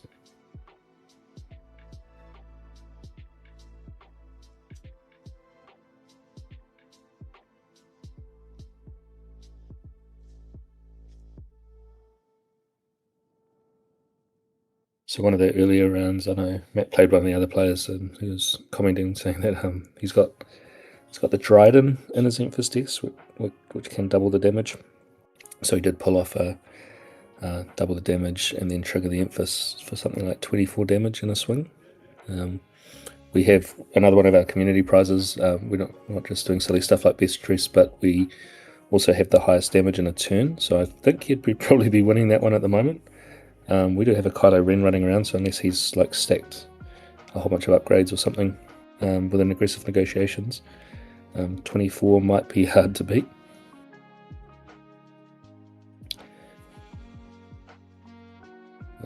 Demo disclosing a sentinel. So down to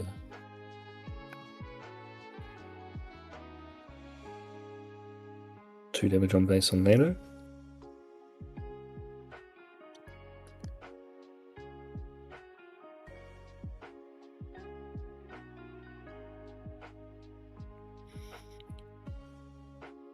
Now, Demo's got the ground clear and brings out the Obi-Wan that he just disclosed to slow down the ground units of Matt.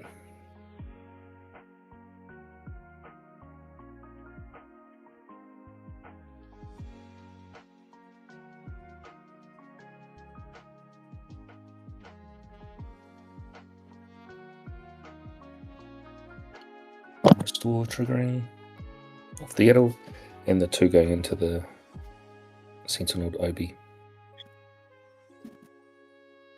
Did I miss anything spicy? No, it's just a bit back and forth, and Sentinels going in front of things, and haven't seen Jin outside of Limited, so it's exciting. He's putting extra XP on Obi-Wan, just slowing down that ground and getting the Avril off the table now. But yeah, it's been very back and forth, a restore here and there. Tit for tat, unit for unit, really.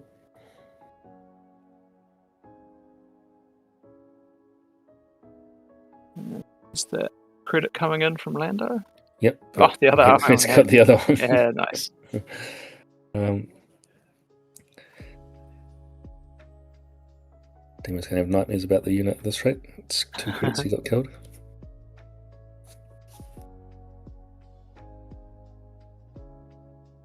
I suppose Red's in a good spot on that, right? Your sideboard could just be Arvils and Outer Rim Constables. Yeah. And then 4 other cards, and yeah, sweet, you're covering most of the field. Yeah, I mean that's the thing, right? Like it does have the cards to deal with that, the upgrades and the credits. So I'm sure we'll see a lot more of those 2 cards floating around.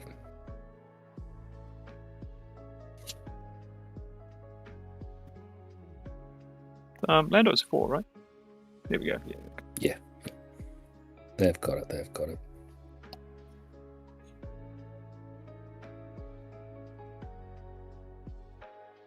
Is that a Caloran? That looks like a Caloran in Demo's hand for the next turn. I guess that's the thing with Lando, right? They can go, well, if he kills my credit, I just get to the end of this turn, I get 7 resources, I get a Caloran, get another unit. Yeah. Yeah, it's not a Starhawk, but Yeah, I'm Caloran not sure being when a that 7/7 isn't. with the Enfys runs into Lando like that. It seems Yeah. not ideal. No. So, yeah, I mean, the free trigger is better than the 2-cost trigger.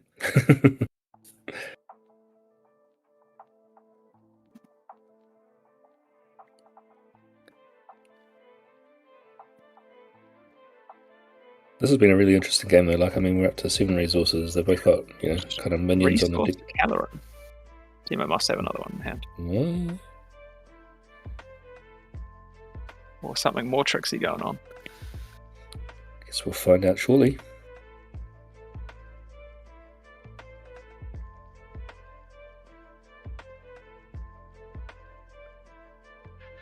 I mean, these 2 decks are squared off a lot closer than I thought they were going to. I thought Enfys would be a bit more aggressive than what it's been, but I guess with the blue, kind of, it is what it is.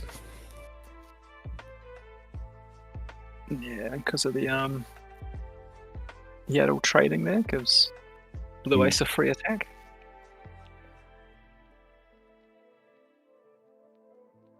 I think potentially swinging the Arvo into the Jin first, just to gatekeep the Blue Ace. Yeah, you might take 4 from Lando, but then you finish it off and you don't take 4 from. I don't know. Yeah. I suppose it's much of a muchness, really, isn't it? The Caloran is a typho. Yeah, weird. So obviously Demo looking just to want to slow down the game. It's got enough to kill the typho. Oh, just Hammerhead just blows it up. Yeah. So your ability Hammerhead, we've seen it a bunch in the past. When plays, you may deal Damage to a unit equal to the number of cards in your hand. It was fun. I used to play that a little bit, trying to get the Mace Window Leader to work. Yeah.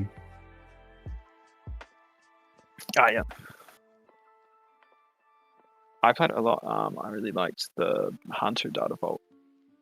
Yep. Doing shenanigans with Mon Mothma, the 2-drop Mon Mothma, and Bright Hope to just draw all of the cards.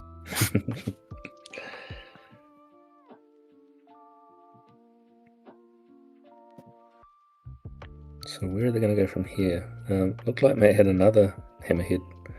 That's the other thing too, right? It's not unique, so you can have multiples out too. Yeah, and a 5/7 unit, it's a beefy body. Yeah. That can blow up something equally as beefy. Yeah. And then chuck in aggressive negotiations on top of that, and you're laughing.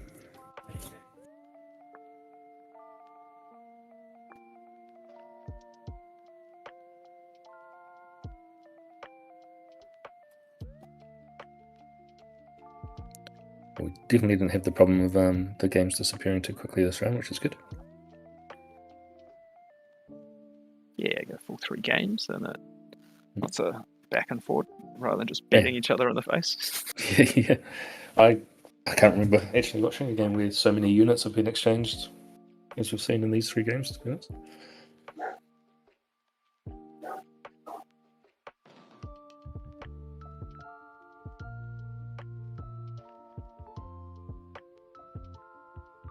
I wonder if Demo's holding a Starhawk or something for the next turn as well. Yeah, Starhawk wouldn't quite get rid of the... No. What is it? 6/9, isn't it? Matt drawing cards. The Reason Force.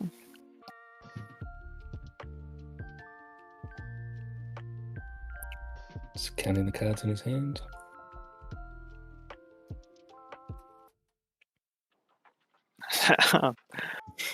Grassroot Resistance. Yep.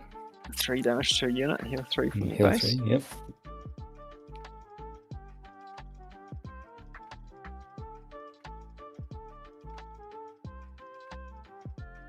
Blue Ace trading out the Hammerhead, and that's the what's the card? Hona? Yep, that's a great card.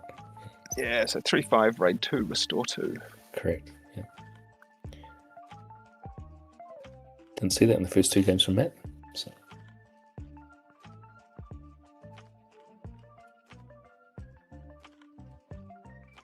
Demo replaying that Blue Ace.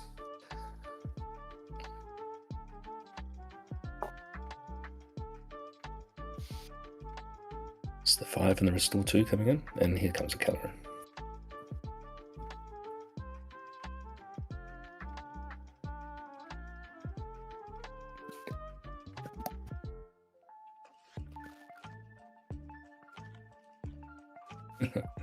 I think that's all 3 typhos.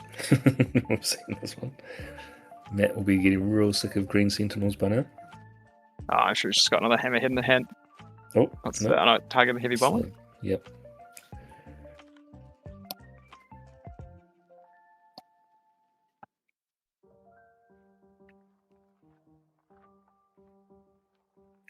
Similarly, though, right? Like if you play aggressive negotiation, it's up the power by 5, then you've got 8 indirect to deal with.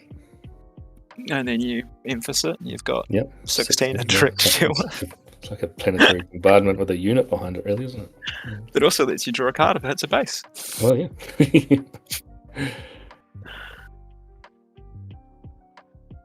Grogu laying the beat down. Big 1 damage. Like Timo will be doing that just so if it runs into the Typho, then it dies. Yeah. So, did that claimed? All right. Mm-hmm. Typho is a real pain in the butt. He's probably got to be. Is he more painful than Village Protectors was? They're both equal painful footing in different ways. Yeah. I think the 4 power on Typho is super relevant. Yeah, correct. It's the trading into it that really fucks you, and that's why Matt claimed there. Right? Here we go. As you've called it, all right. So, how many Yeah. cards has he got in his hand? Yeah, a lot. And then he's going to Enfys it. Should he just add Does 10 it- damage on there? Does it get the...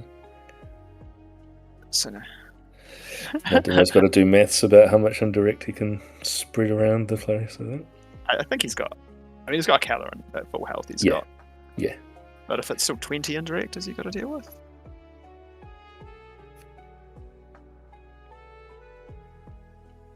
Yeah, because what do you go from there? So he's gone to 11, done 11 damage for the swing. So then he'll have 20 indirect. 11 damage for the swing. So 22 indirect damage. Yeah. Man, after 3 games, I wouldn't be wanting to try and count that high. Yeah. All right. Well, I think I'm going to switch my layer red to Enfys blue. There's 8 of it. Yeah. It's only got 12 more. 14. 14 more. Yep. There's another 8 6. more, I think, or 6 or 8 more. He's got to keep the typho up because obviously, if that goes down, then either of the others are lethal once he stacks the rest on the base, right?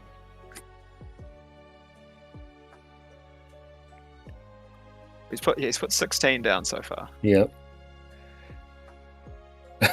And another 6. Yeah, 22 damage you had in there. Oof. And then, hey, by the way, I'll also draw a card. Oh, yeah, draw a card now, fuck you. thanks. Yeah. Yeah. Is that now technically? Does he get to it once or twice? Where did you put? Oh, yeah. I mean, I'm sure you do it the smart way of, Yeah. not from Yeah. each activation. So our 7 viewers just got a treat to that one.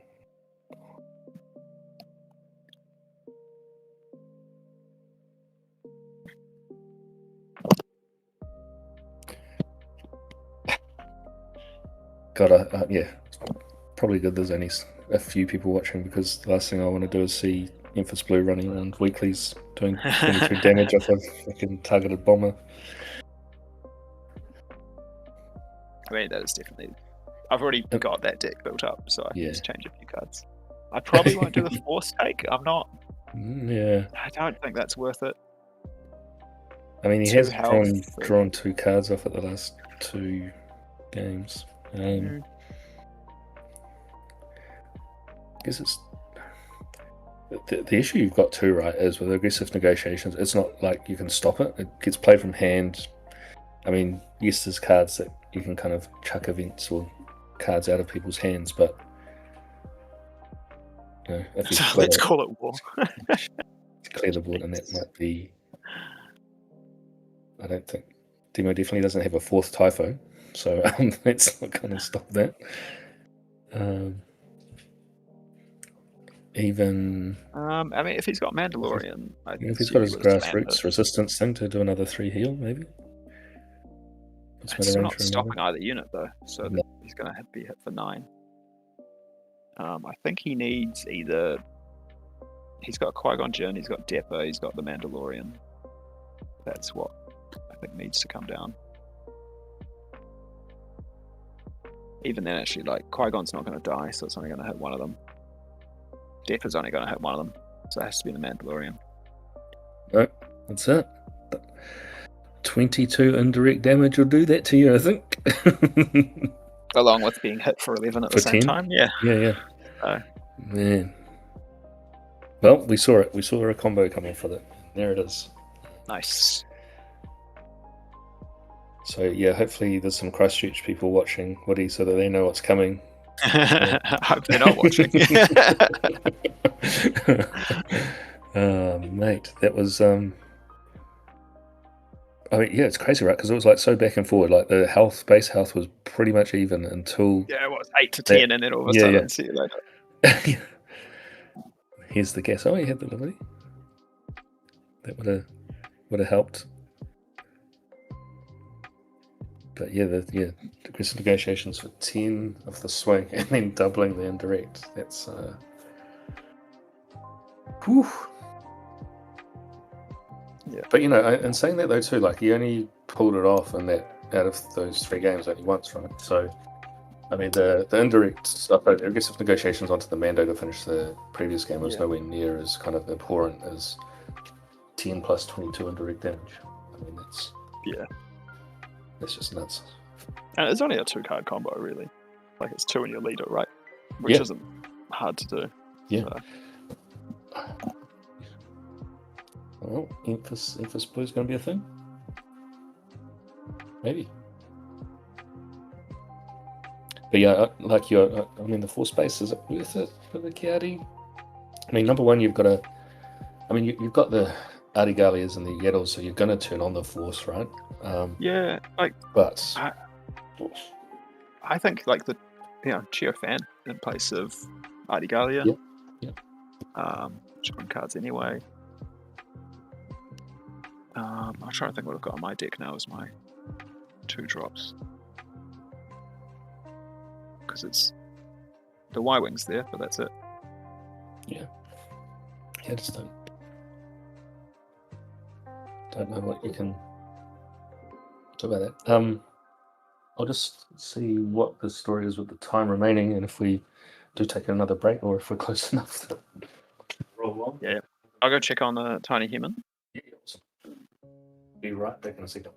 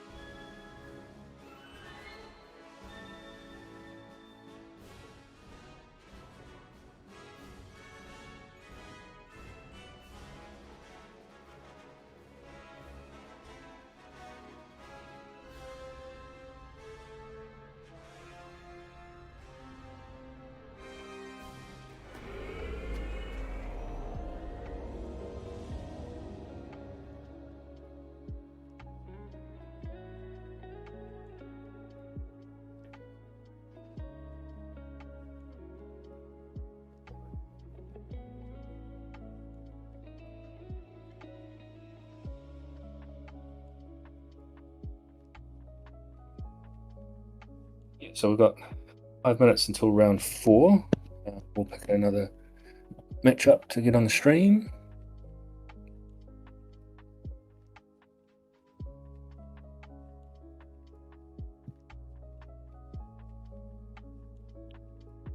And let's have a look at the scores as well, give you an update around what we're doing deck-wise. Just find the melee.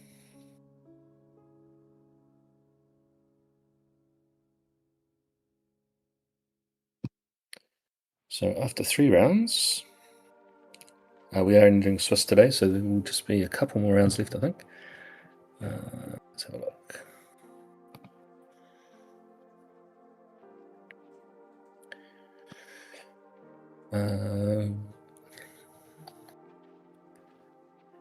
Looks like Phil on the Space Lando. The pilot Lando is still unbeaten. Just working through. He beats Sloan, who's on a Deirdre list, who was unbeaten. Lockie, who's running... I think he's running an Enfys yellow. He won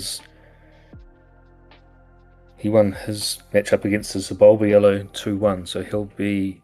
I guess it'll be him and Phil and Matt unbeaten. Yeah, so that...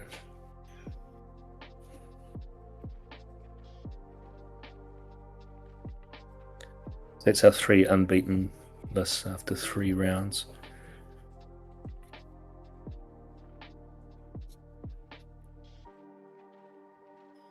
Just looking at who the next tranche is. So then we get Demo on his Lando. The Sebulba just had its first loss. And the Daedra had its first loss. So it'll be interesting to see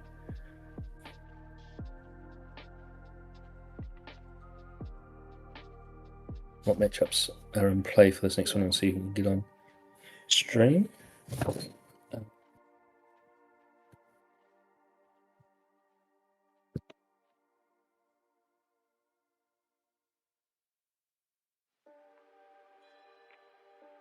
Yeah, so we had 24 players show up today. The idea being that it was much more about kind of the community, so we weren't kind of trying to do top 8 top cuts and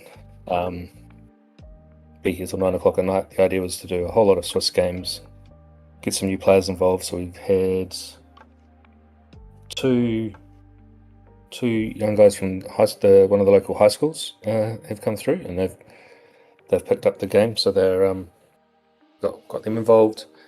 A couple of other local players who had kind of drafted a couple of times that hadn't been at an event, and then 2 brand new players and a couple of returning ones that hadn't played for a few sets who came along just because of the event.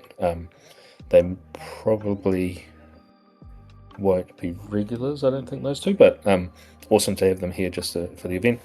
And then mixed in with people that are regulars at the weeklies, and the idea was that, you know, after a few rounds things would settle down, we'd get people that play a bit, and then we'll get new players playing each other, so that, you know, the new players were kind of seeing different decks and doing things like that. We've got some really fun prizing with, you know, costume awards and most damage in a turn. What else do we have going on? Kind of growing the community award, so we'll have an award for the person that's kind of brought the new players. So we've got 2 people that have brought 2 new players, so they'll probably get some prizing out of that. Got a couple of other really fun ones, so Woody and I will decide later on who the sweatiest players or decks were, and we've got a couple of cans of very cheap deodorant to present them. We do have a few showcases and our local store Hobby Lords that we're running this event at. They were gracious enough to chuck in the equivalent boxes of Spark that we brought for Lawless Time. So we brought just over 3 boxes of Lawless Time to hand out as prizing. So most people will get a few packs each, and then Hobby Lords put in 3 boxes of Spark of Rebellion, so that, you know, especially with the new players, they wouldn't have seen some of those sweet pulls from the Spark of Rebellion boosters. So it'll be cool to see that. And I don't think locally we've had a Spark of Rebellion showcase pulled in a while, so I'm really hoping that between those 3 boxes someone hits one, because we have had pretty good luck at the Rogue events with, I think, every event, maybe not the first one, someone's hit a showcase. So really hopeful that with the prizing that we've got, someone will hit one of those. So we'll see how that goes. We do have a couple of people here definitely angling for the best dress prize. So Alex, who played Leia in round 1 on stream, has fully kitted out in Leia regalia.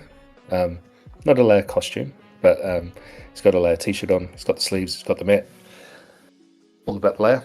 Did he have the showcase? I can't remember if he had the showcase.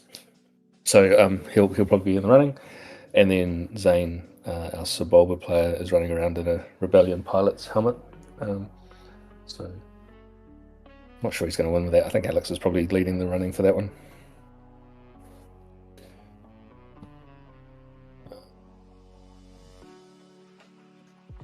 Just trying to work through whether we can squeeze 6 rounds in or whether it will be 5, but we'll see how we go. We basically got into the store before it opened, thanks to the staff that came down early to let us in and get the last touches on the setup rolling, so we could get that sorted. But we don't want to keep them here too late either.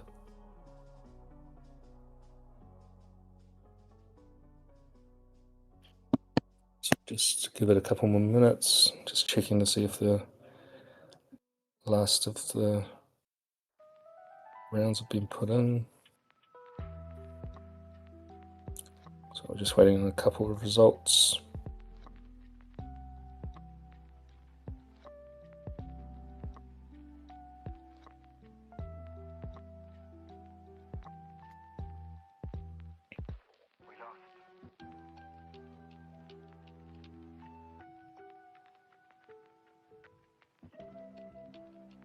Okay, we're just going to check on where we're at, but we should be good to go shortly.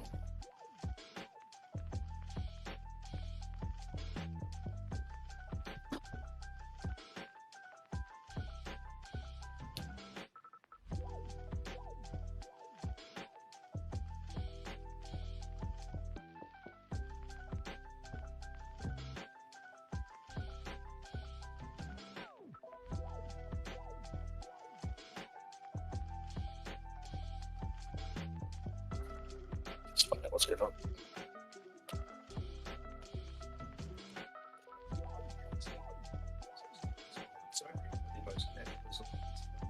Oh, we've just done Oh, you. yeah. Yeah. Oh, cool. Yeah. I got Phil. You've got Phil. Oh, for the matchup. Yeah. So it's Phil and Lockie? No. Sorry?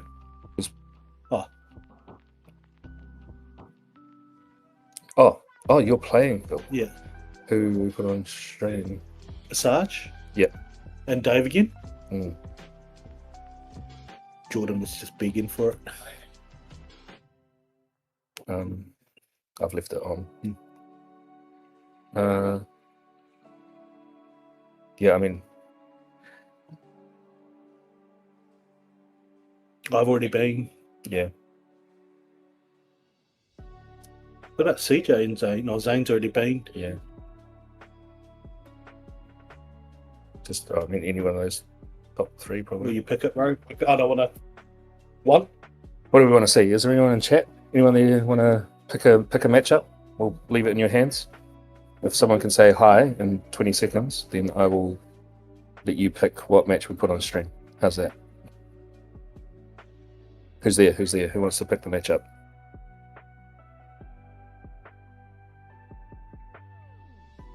Our top three matchups are the Enfys Blue that you just saw on stream and Lockie on Enfys Yellow. We've got Phil on a Lando Pilot into Matt on the Chewy Yellow. And then we've got Demo on the Lando Green that you just saw and Ryan on an Asajj Yellow Pilot. So if no one answers, then I will have to pick. Let's do the... Well, let's do your one. Let's do your own, Phil, because we Chewy was a while ago, because we just saw Matt and... Yep. All right, so we're going to put the Chewy and the Lando Pilot on, because, you know,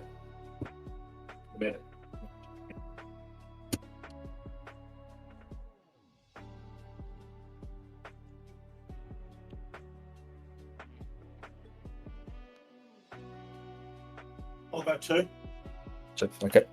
We're going to have Matt as player 2. He's going to be on the Chewy. Now we have to pick a red heroism leader that's going to stand in for Chewy. Red heroism.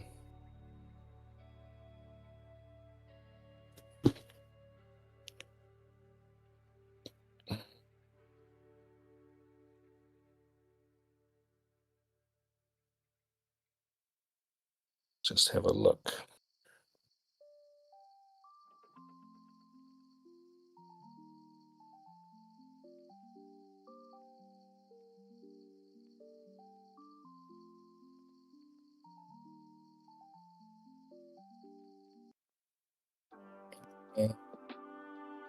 Let's see.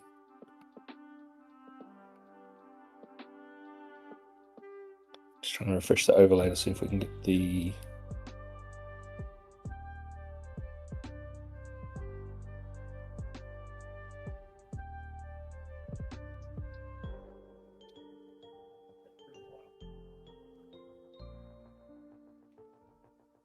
Just if I type type in.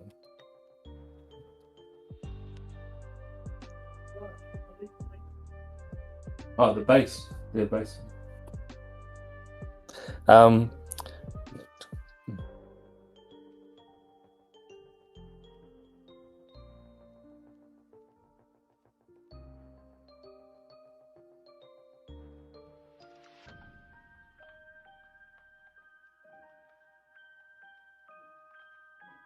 Just trying to see if we can get the overlay working. I can still only see.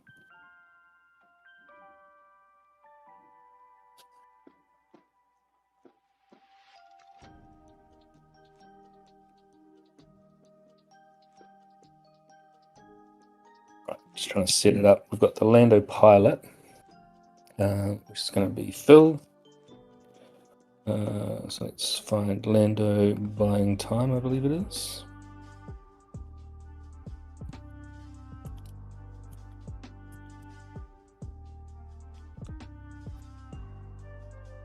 So Matt's having to read what the leader does. Fair enough.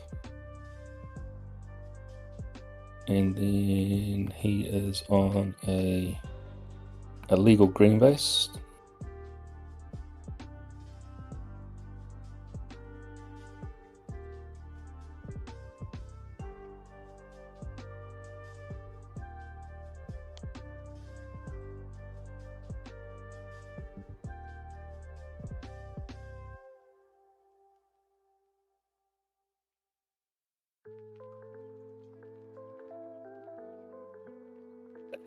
Let's have a look. And Chewy yellow. I'm just going to have to choose. I'll just use Sabine, being a red aggro leader. And he's on a yellow base. 30. Alright, here we go. We're into it. So a couple of 1-drops for Matt and Bodhi Rook for Phil.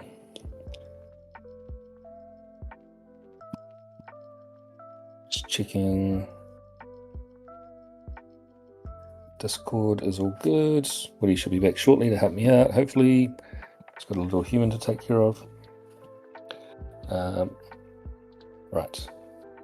So Bodhi's got the Sentinel. Got a Lieutenant Gorn coming in from Matt.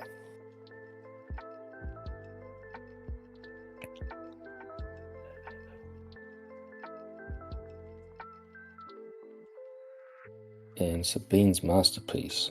So this is where Lando gets fun, because having a space unit and a ground unit, that kind of activates Lando's shielding abilities and stuff. So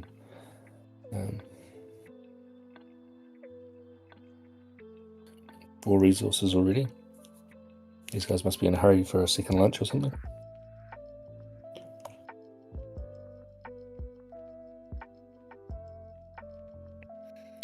And on the 4 resources, obviously, Chewie can buy himself out. He's sending 2 into the Masterpiece. So I'm assuming he's going to want to use Chewie's ability to try and kill that thing.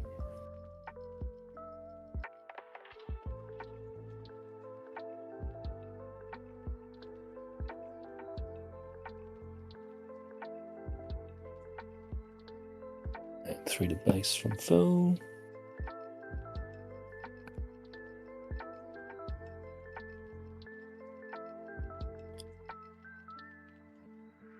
Cool. So that's Chewie's ability to try and turn off some of the Lando shenanigans that are going on. So we've got 3 on Matt's base with a credit.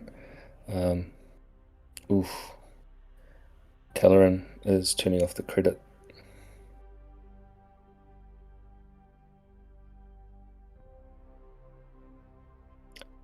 Nasty trick from Phil there, using Galen to turn off the credit problem.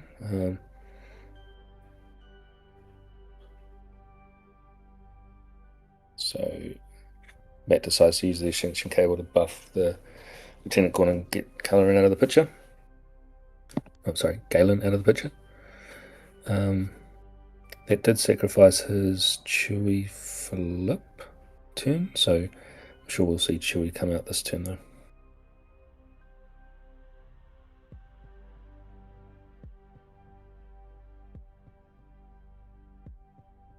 Phil shielding a Typho. Filthy, filthy. Oh no, he's not going to shield the Typho, he's going to shield the Masterpiece. Okay. Of course, because the Ascension Table's got Saboteur, so he's just going to send that through. So Matt sends 5 into Phil's base. And then we've got the Sabine and the buff from the Sabine. Okay. Now it's kind of up to Matt whether he wants to flip out the Chewie or do something else.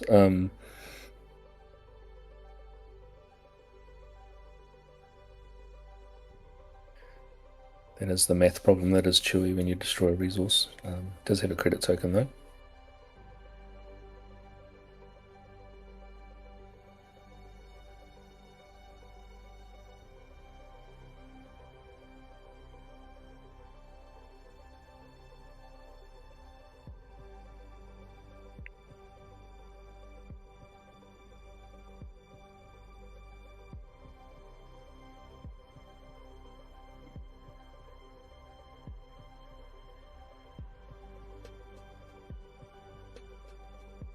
Still trying to math this one out. He's got the credit, so he does have 5 resources. Looks like he's saving the outer run constable, I'm guessing, for Lando coming out, which is probably why he wasn't sure if he really wanted to play that. But Phil's now claimed. And that 6 health on the Typho is going to be a bit of a pain in the butt. So he's having to send the Chewie into that. Phil triggers a restore of 1, and that should be enough to, yeah, with the extra Chewie damage, that's enough to kill the Typho. So Matt has to kill the resource and get an extra credit, so he's now down to 3 resources and 2 credits. And the Chewie left with 1 health. And that's pass, and over to Phil, who's on the initiative.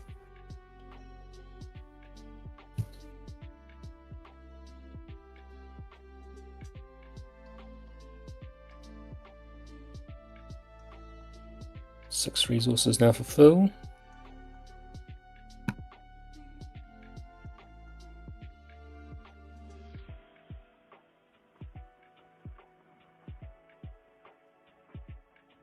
Oof, the 5 cost blue leader ambushing and clear the Gorn.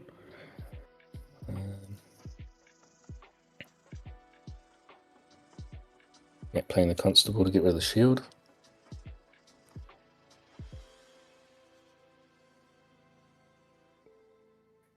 And the Speed Masterpiece. So no other units outside the Speed Masterpiece didn't do anything other than the 3 attack. That is starting to stack up.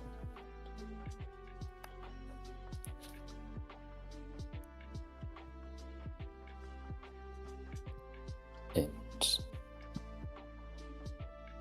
back getting into base.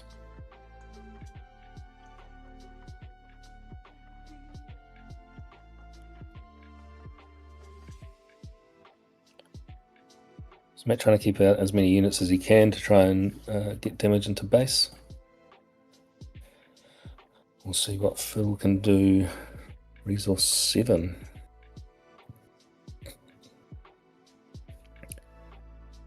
My assumption here is probably, knowing Phil, probably got a Caloran. Maybe.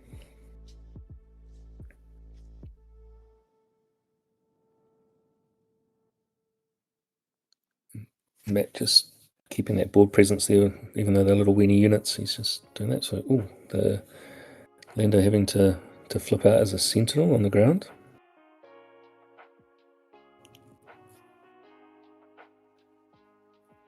Not sure if that was what Phil wanted to ideally do, but Matt's done a pretty good job of clearing his units. And again, uses the Chewie to do that extra damage.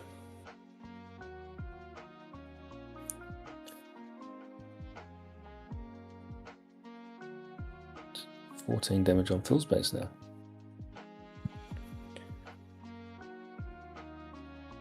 It's been stacking up those credits, so he's got a Hunter ambush on the ground. These guys throwing pilots at the ground.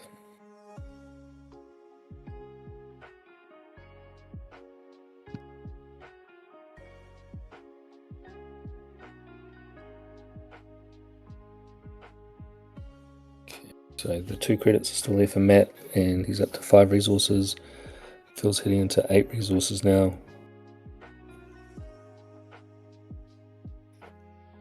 Just the 3 units on deck for both.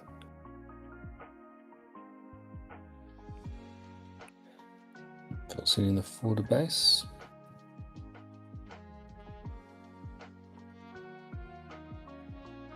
And Matt returns the favour with a 3. Another masterpiece comes down.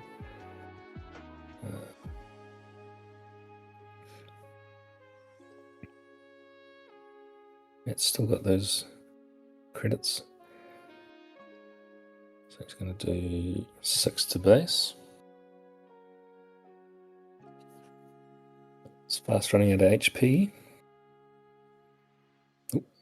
Was it the tree remembers? Something that removes a unit. And Matt brings down the K2SO. And we flick over to Phil's 9 resource turn. 2313. So Matt's got a few ground threats. I'm sure Phil's hoping for a Sentinel or a Caloran that can flick out another Typho or something.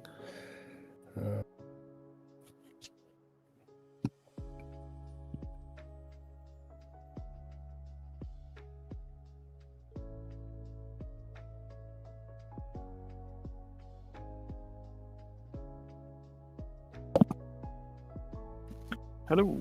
Hello, you're back. Just about missed the whole of game 1. So we've got 24 damage on Phil's base, 17 now on Matt's. Oh, that Ebenhorn. Yep, you want to get rid of that quickly.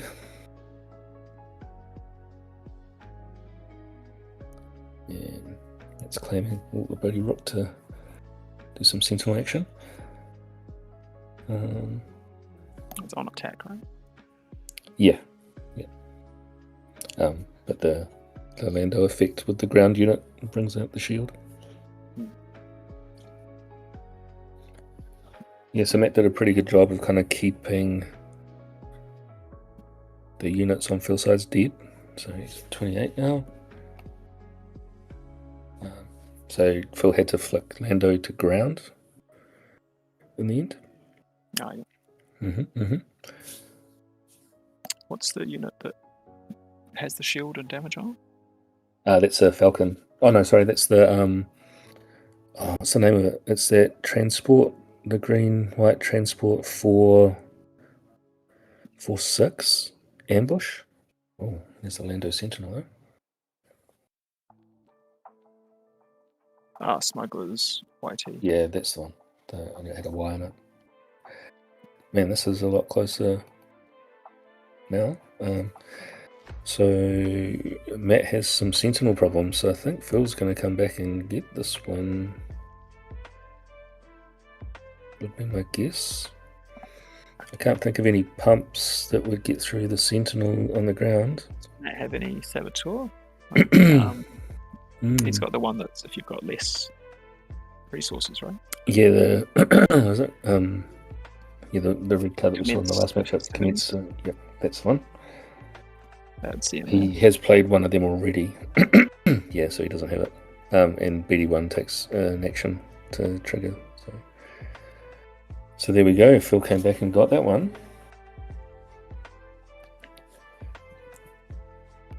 I can hear them laughing about it. Well, Phil will be laughing because he won. I don't think he'd be laughing if he lost that one.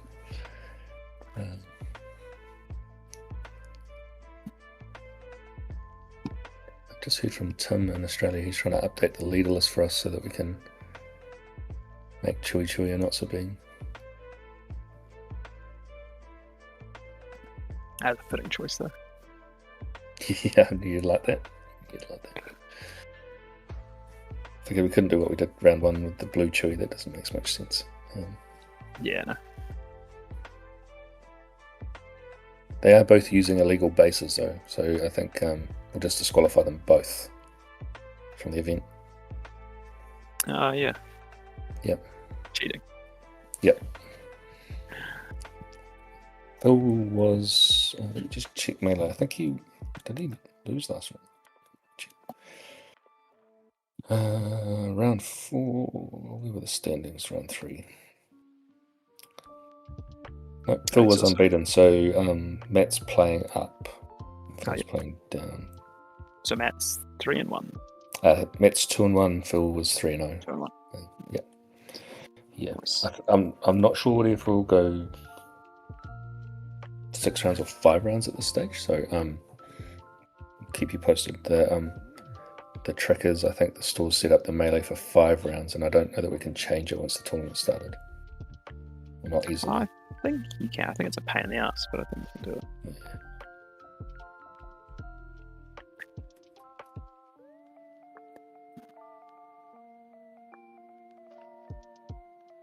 So sideboarding. I imagine Phil's bringing in the Tamarin because he's got some credits to target. Yep. Yeah. Obviously, Chewie generates them from his ability. So. And then in reverse, probably System Shock. Definitely coming in for Matt. It's a good way to get through. Yep. Shields. Or even a pilot and a shield, because you can remove the upgrade first, and then although the only pilot's Lando, is it? Anyone we've seen so Chewie's far. inside. Yeah, we have Chewie's running around me. I cannot see a way to easily change it to 6.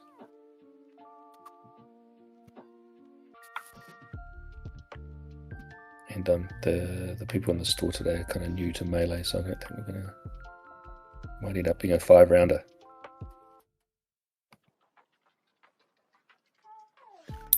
I mean, you can always do one off the books. We could talk to Matt after this game and see what we can do about it.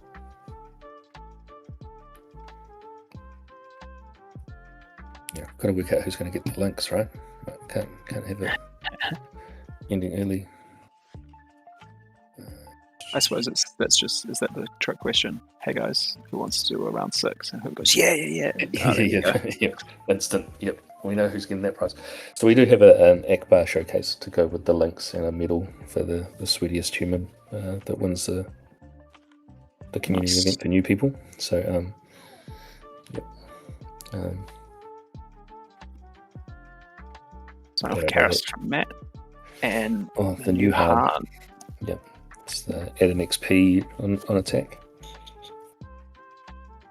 It's like Maz with a shield. Does he? Is that the System Shock in hand to instantly deal with it? Yeah.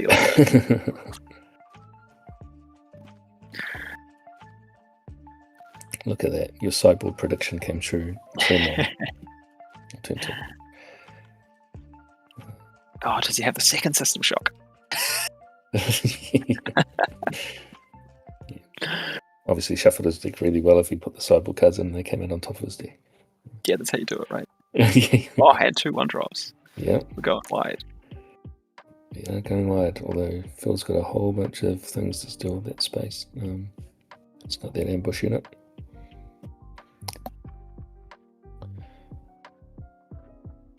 Yeah, not the greatest targets for the escort fighter. No, it's kind of a bit of a waste of 4 resources to throw that into one of those. Did Phil just take 2 damage? We should have taken 1.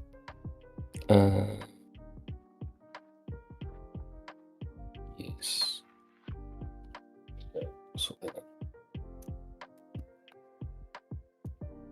He just sort that out.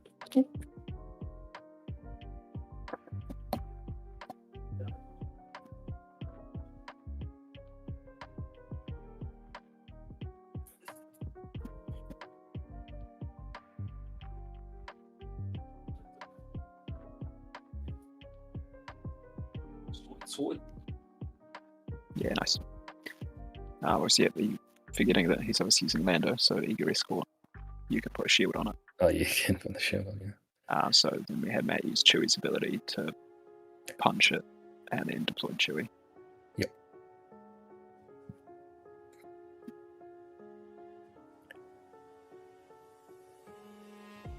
Eight to base. I do like this Chewie deck. I'm a bit gutted that Matt picked it up for this event.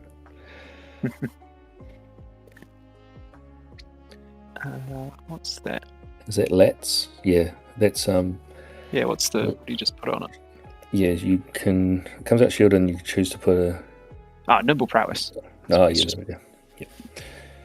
So put the shield on that, and then nimble prowess to exhaust Chewie. Good old Kazuda. Yeah, and if he gets going, he's going to be swinging for 6. Yep. That 6 health is nothing to joke about.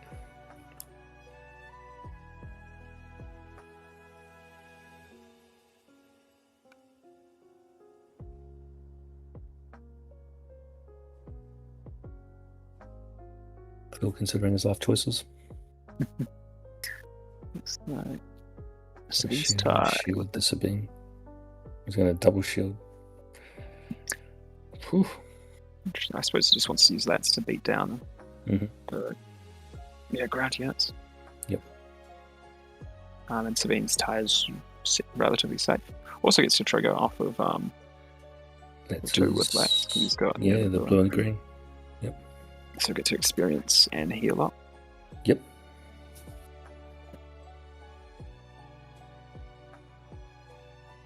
It's cool, some of the interactions with the multi-aspect cards. Know that?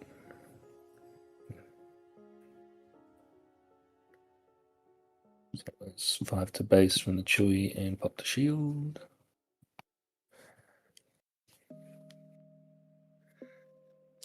Again, though, I guess Phil's board state, right? Like, he's still in a pretty good position, especially if he. Yeah, he's coming into the land of the deploy turn as well, Yeah, right? So exactly. I mean, If he can compete. put that on Sabine's tie. Yep. There we go. I thought he might play a control cut. So that's heals for 3. Yeah, lost and forgotten. Correct. Oh, Hard pilot. hard pilot to get rid of that. It's a good play by Matt to keep the Lando off the tie. Lat straight into the Chewie. Yep. And do you reckon he'll just carry on? Just carry on. So it doesn't look like Phil's got any. You got any spaceships left in his hand? Didn't look like it, did it? Is that a Caloran though that he was holding on to? Yep, Caloran and Typho and a Mina, I think. Or something. Yeah. They've got a bow shek. And So Phil having to send Lando to ground again. Oh, there's your sham action from Chewie. yeah, nice. I mean, it seems like a solid card to have, mate. Get Just that, help get that you resource back. Yeah. It's 5 first damage on the base from Phil. And there's the Caloran. And my guess is he'll hit a Sentinel.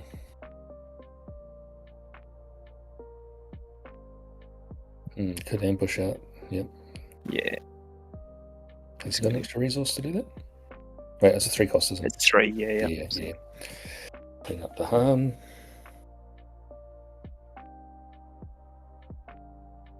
And just like that, Phil's swung the board state in his favour.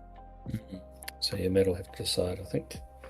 If you're Matt, you're probably looking for space units, hopefully, I think, because the ground's going to get jammed up pretty quick. Yeah, I mean, you've got a 5-7 and a 7-7. And a Typhoon in his hand. Oh, that's a 7-2 Oh. though. Yep. Nice. Another trick. 7 damage through. Yep.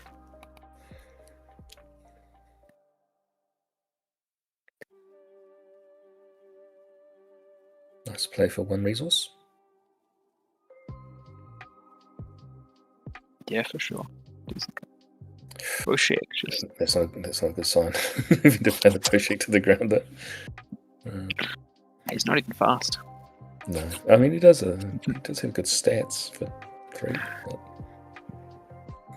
3-4's Uh, fine. Yep, true ability to get rid of the Lando.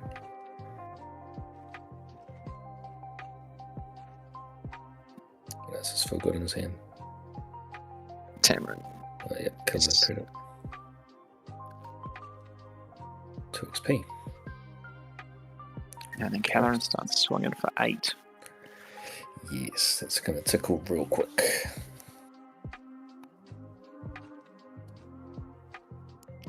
I mean, Phil does have to be careful though. He's not really got a sentinel. No. So, and given that Matt didn't play another unit, it looked like a BD1, which isn't going to be that helpful. I wonder if he's got another buff or something. I'm sending 3 in real quick.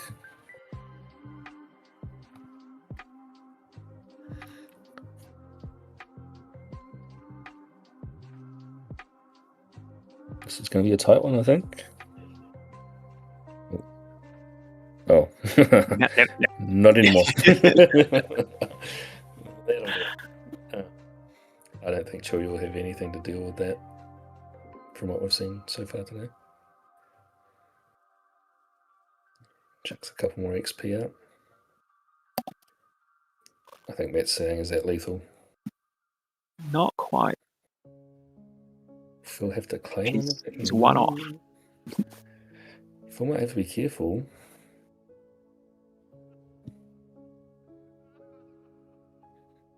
So what's Evenhawk do? Does another 2 damage and then... I think it's +2, yeah. Yeah. 22.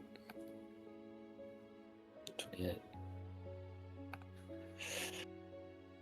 What's Matt hoping for her? So 8's going to be difficult because even if he has the commence festivities, right, it's going to be 1 short. Yeah. Phil is very lucky that 1 restore, I think. Oh, does he have aggressive negotiations though? Yeah. No, that might be the stay on target, which would, again, I think he'd be 1 short. +2. So Yeah. draw a card. So it has 7 damage. Yeah. So the 1 short. restore from Mina Yeah, Mina. came in absolutely clutch. You know what? We should go back and see if that 1 that you made me give back to them health-wise was actually legit, because otherwise you just lost Matt the game. And Phil, Right. you can pay me with your bribe, so the normal account. Yeah. Oh, so that was close though. Like I mean that there's a couple of things in there, right? Like that might come down to one of the biggest turnarounds that first game. Because how much health did the health differential for that must have been pretty big, right? Like wasn't Phil on? What did we say? It was just as I jump back in. Yeah, because he was. Go back and watch, but yeah, he's quite far behind that one. Oh man, I was hoping for a game 3 out of that. I'd like to watch another game between those two. Oh yeah, because Phil got the first. I was expecting we were going into a game 3. Yeah, never mind.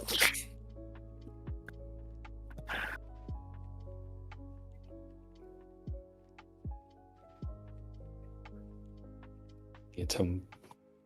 I didn't realise Tim's actually got a new set of looks like he's released a new overlaid product. So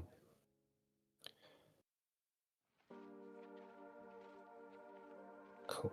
But he has updated it, so I'll just let's just refresh the overlay.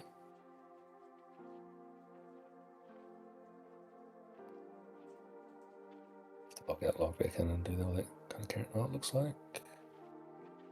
Hey. Got Chewies. Worked. We might just have to refresh the Awesome. Go stream. Oh, they're going to play another one. They're going to play another one for us. Because they've got a bit of time. Oh, look at that. This is what a community event is all about, right? Yeah, nice. Just play some Star Wars. So for anyone watching, the game is actually over, but we're getting treated to a game 3 because that's the kind of guys we are in New Zealand. We like playing SWU. There's still 23 minutes on the clock, so why not play some more SWU? Plus, we're DQing both of them for illegal bases, so play as much as you want, boys. I mean, yeah, deck check. They're not presenting the correct deck. Yeah. Can't believe Melee even let them load those deck lists with those bases. Yeah, they didn't. Frauds, both of them. So what's been happening in Christchurch, buddy? You've been pretty busy around the SWU community lately. Yeah. We had Armageddon the previous weekend. You guys have it coming up next weekend. Yep. Yeah, Like a so, 3 days Armageddon. yeah, that's not Armageddon. So yeah, we ran some learned plays there with the Asmodee booth. Yep. Got quite a lot good traction. I suppose it's now just seeing if they turn up in the next few weeks to our regular hobbies. Yep. Which, yeah, if you're in Christchurch, is Thursdays at 6 p.m. at TCG Collector. We normally start rocking up for about 5 and play Twin Suns. Nice. And then 1 o'clock on Sunday at Hobby Lords.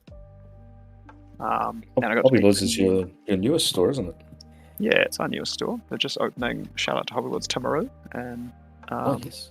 Mana and Meeple's Cafe. That's just opening last night. So today's the first full day trade.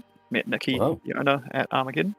So I'm going to try and key up a time to once the dust is settled to pop down and run some Star Wars events down there, do some learn to play for the community. So if you're in South Canterbury or just Canterbury in general, you want to play Star Wars in Timaru, please hit up Nikki and be like, hey, we want this to be a thing.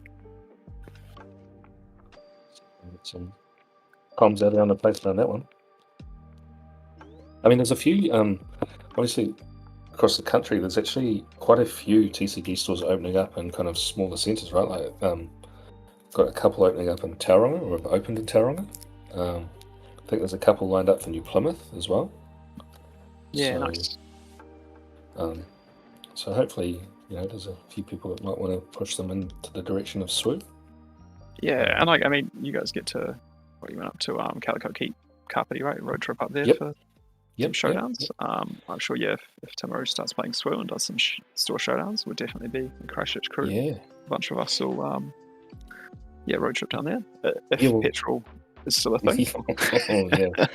Yes. Well, travelling anywhere at the moment in New Zealand is not a cheap hobby. We've got the showdowns. For Calico, it's like an interesting background. There's a bunch of X-Wing players that kind of play Swoop there, and a few new players up that way. We've got a couple of Kapiti Coast guys down here today playing in this event. Scott, that you saw earlier in the Wedges, from up that way.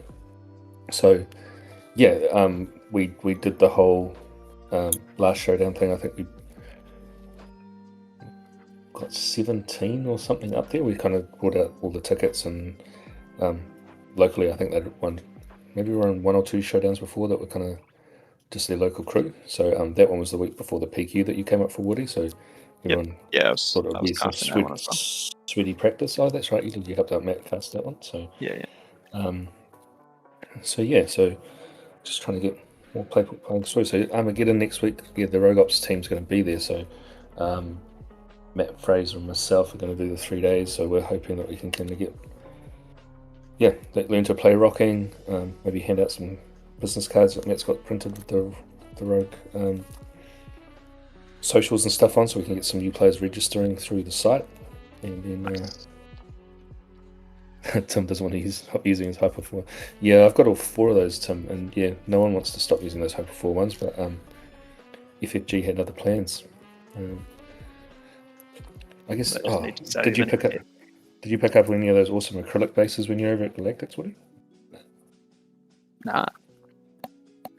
Or was that Galactics, or were those like sectors and regionals that we could use or something? I don't know. I thought these bases were from the Galactics, weren't they? No, these Hyper 4 ones are out of the Twin Suns deck boxes, so each colour had a different base in it. Right. Yeah. So, and I think they're all rotated. I don't think any of them. Because when did those Twin Suns boxes come up? Was that Twilight? Yeah, they're all bases from Spark, right? Yeah. That just means they'll, release another lot, but it'll be from JTL, so that they can release another lot. Yeah, so they have to buy another 4 deck boxes. I know, it'll be interesting. I'm actually looking forward to these pre-constructed Twin Suns decks to see if we get some over this way. I'll look at some of the spicy stuff that they've got on those. Yeah, I will say I'm disappointed that they're allowing to be legal in Eternal, because if it turns out one of the cards good, guess what? You got to buy fucking 3 of those things. Yeah, that is going. So I'm worried that those are just going to get scalped. Yeah, maybe not in New Zealand, but I can see that being a problem overseas. Yep, I definitely. Or being Hopefully very- everyone's just keeping up with what's happening in the game because we're just chatting. Yeah, no, well, I mean, this is a game that doesn't count. But Yeah. do that. So say the. Well, actually, to be honest, I really want them to bring out another Twin Suns mat that's got different art on it, because I'm kind of holding off. I didn't want to buy the Planet one. Yeah, you don't want the Tatooine. I got it since it came out. Yeah, I know there's one sitting in the store here, and I'm just like, I'm. What will happen is if I buy it, so I'll be like, no, they won't bring out a new one. Guarantee they'll bring out one that's like amazing, and I'll be like, fuck, should have waited.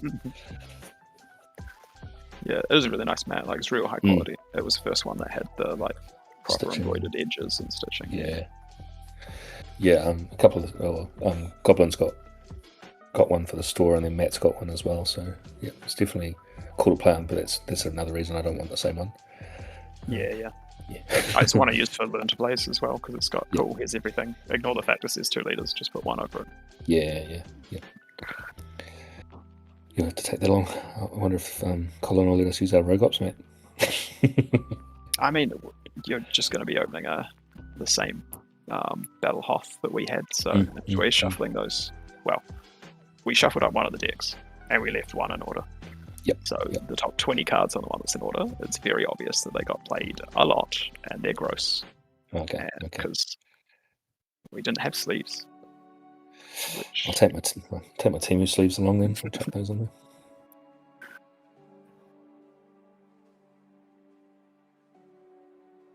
Yeah, and as soon as we opened them, I was like, sweet, we got sleeves? No. Okay. Then you went and had some chips and hot dogs and went and shuffled them, didn't you? Yeah, it's more just like holding on to them. They get. Yeah. And, I'm looking forward to it. It'll be cool to see who pops around in Armageddon. I haven't been to one before, to be honest. I hadn't been to one either. I was surprised what a high percentage of people actually dress up or in cosplay. Interesting. I mean, I know the Wellington one's pretty big. Like, I'm not sure if it's as big as Auckland or whatever, but I mean, it's at the stadium right around the concourse, so they don't usually hold things there unless there's plenty of people coming through. So he's hoping we get a few new players join the SWU crew out of that. Yeah.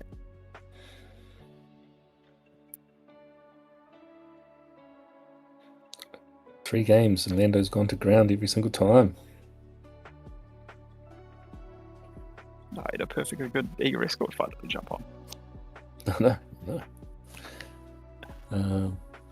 He's played the Galen again to switch off that upgrade, I think he's pointing it.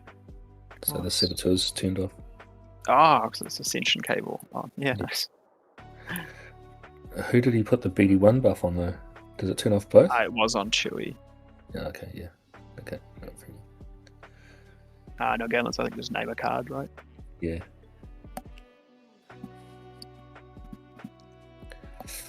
Tough decisions for Matt now. It's like, do you want to take 4 from the... If you don't ambush it, that can be a bit of a pseudo sentinel, right? Because it does hit pretty hard for a 3 cost in space. It's so tempting to kill something. Yeah, so tempting to kill something with 1 health, right? Like, I don't want the 4 damage, and it's only got 1 health. But I mean, he can chewy it, right? Yeah. Was it this turn that Chewie died though? Nah, can't have been. Must be last turn.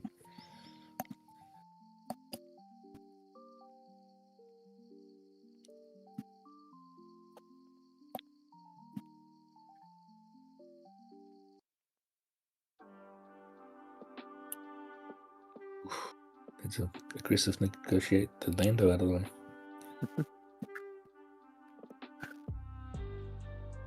Oh, it doesn't quite die. Still got 2 left. 2 left, yeah. I imagine Bodhi's gonna... Ascension Cable is a fun card. Like, if I just did 1 more damage, that would be good. Yeah. I mean, the health boost on it is pretty good, Yeah. but... I used to chuck it on my 3PO. 6 plus the health boost plus Sentinel, Saboteur. And then Babu Freak. Wait for the moral authority to come down.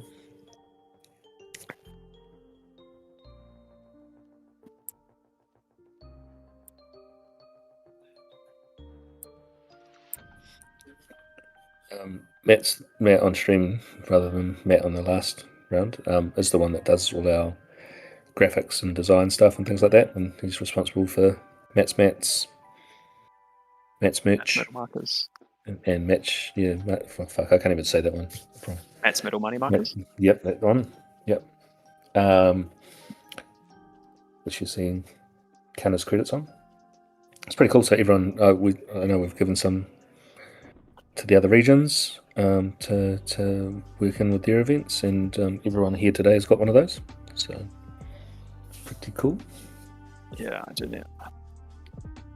I was going to put a poll up today, but I'll do it tomorrow. The chat. We've got 2 days to look at. So if you're on Christchurch, we're going to be either doing it on the 19th or 26th of April. Will be Rogue Ops Christchurch little event. Oh, because when's your PQ? Is that early May? PQ's the 9th of May. May, yeah, so a couple weeks after that. That's cool. Yeah, so get some sweaty practicing. Yeah, well, I think we're still going to keep it casual. Yep. And pretty flat pricing rather than it being skewed to the top because we want. Yep. We'll see what happens in the next couple of weeks. We're hopeful that a lot of the Armageddon people pop through. Get them tomorrow. We had a voucher that you'll have the same. If you come to see, if you do a demo or come see us at Armageddon, you get a voucher for 2 free boosters when you come along to Hobby at. Yeah, I think for you guys it's Goblin Games and Hobby Lords. And Hobby Lords, yep. And Card Merchant, I think. Yep. So yeah, all 3 I think were on the voucher that you showed me, so we will see. Tim's giving Matt a shout out.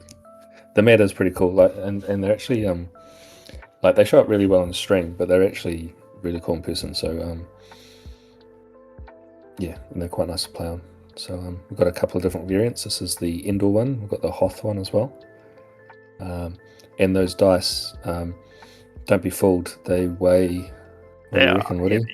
They are heavy duty dice. They're heavier than the stronger showcase in someone for sure. Yep. Definitely. And they probably throw them further than a showcase too, I reckon. But easier to throw. Yep.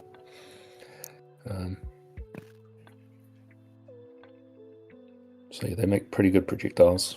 Not that we would condone throwing those through windows or something, but they would go through windows for sure. But outside in an open space. Yeah. At your siblings only. Yeah. Yep. No headshots, just a headshot. No. Shoulders and below. Yeah. That'd leave a pretty good dent in your noggin. Are you guys able to make it down for Christchurch PQ? I think Ryan's coming. Yeah, I think Ryan timed it well, right? Because for all the petrol shenanigans and plane cancellations and prices going through the roof. Yeah. But I think I haven't even looked at what. I don't think you want to. I think from what I know, so because we're on one of those tiny islands with one and a bit air carriers. It gets real expensive real fast. So yeah, I'm not sure that many people will be traveling for PQs this time around if something doesn't change very quickly. Because I mean, when I looked at flights when the dates were first announced, and I mean, if you wanted to travel at a shitty o'clock, it was about $89. But no, I don't think there's such a thing as shitty o'clock pricing anymore. Okay, the cheapest seat, 100. It's still 109. Oh, that's not bad. But to come at that gets you here at 8 p.m. That's not good enough. 171 is the cheapest on a Friday to fly here. So that's. I mean, that's not terrible. I thought you would be talking about $300 to get down there. That's one way, right? So it is. You are looking at about 300 plus return, easy. Yep. But you heard it here first. Free accommodation at Woody's. So if all 10 of us want to go down, then Woody's going to put us up. You've just got to take care of a screaming baby who, at the moment, is. I mean, she woke up 8 times during the night last night. So Teething. Yep. Teething again. Sleeps for the week. Yeah, I'm hopeful I get some ahead of PQ. The last few, I haven't really got much. Yeah, we trapped up here for our one. I mean, the previous one in Christchurch, my daughter was 5 days old. So Yeah, that's right. It was like the week of, wasn't it? yeah, I was not doing well at counting. Yeah.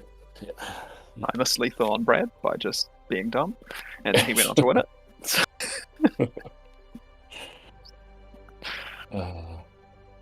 Who knew maths and brains working were important in a game like this? They're still not finished. Jesus, Matt, just slap him. Just is he being nice to him? What's he doing? Is Phil saying you can't attack with space? Is that part of the rules now or something? I just dropped a sentinel, so. Oh yeah. Go. Phil was laughing about that card all week. He's like, I've got a 2/1 sentinel in space and I can put a shield on it and it's going to be like village protectors and fuck people in space. But I've only seen him play it that once today. Well, on the stream. The shield on the blue leader instead. Seems like Right, Matt, go on back. But how's our clock going? That was very entertaining. Thank you, boys, for playing a third game. About 5 minutes left in this round, and then see what cream has risen to the top of the Swiss standings. I'm trying to think who. I would like to get Ryan's Asajj pilot on stream if we can. We'll see where he's matching up, how he's getting on. Yeah, he's got some emergency power shenanigans and grit and things can swing large out of nowhere as well. Yeah, I can do one more and then I have to shoot because I think unless we can not fuck up melee, then we might be stopping at 5 rounds as well. But where are you? If you're still there, Tim, I don't even know where in Australia you. Well, not you, Tim. The other Tim's on the chat. Too many Tims on the dance floor. There's like 4 Tims in that. Yeah, best of the chat. Oh, there is 2. Yeah. No, Tim plays Swoo is the awesome one responsible for the overlays and stuff. So we like that Tim. Yeah, nice. Yeah, he's like the one Australian Tim that we like. What was I going to ask him? What were we talking about? You're welcome to plug your overlay in our chat as well, Tim, because it's fucking awesome. We're very thankful. Oh, that's right, because he wants one of our credit dice. We don't know where are you based, Tim? I can't remember if he's Melbourne or Perth or somewhere weird. Or Sydney. I've got no idea actually. I'll just make it up. Darwin. He's based in Darwin. We're not sending a dice to Darwin. It costs too much.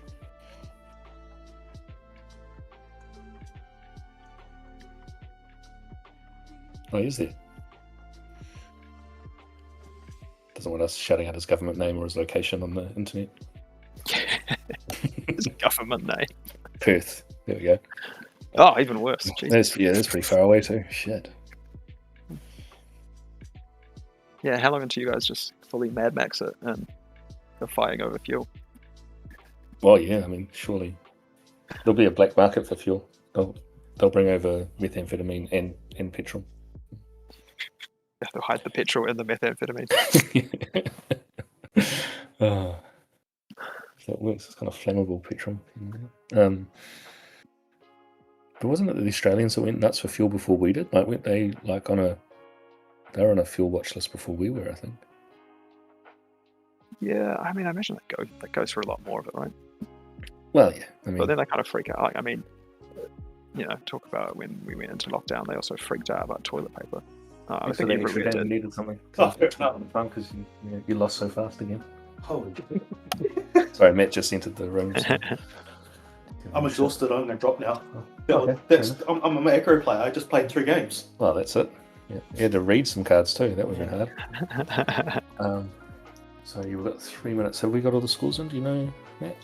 Shit, I haven't even recorded. Go do your job. He didn't even record his scores. Kicked him out the room. Just see. What's Tim? It's bad with all the farmers and mining companies. Oh, yeah, diesel, yeah. That'll be worth more than some of the minerals that they try to dig up with the diesel there at the moment, I would have thought. Electric bike, yeah, that's a good shout.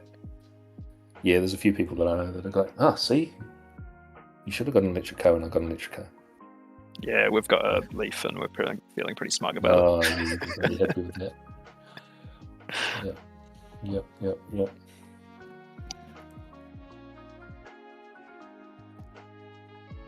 Just get next to all the Ford Rangers in your street just to troll them, do you? I've got to park up the drive. It's worth stealing now. Oh yeah, that's true. Yeah.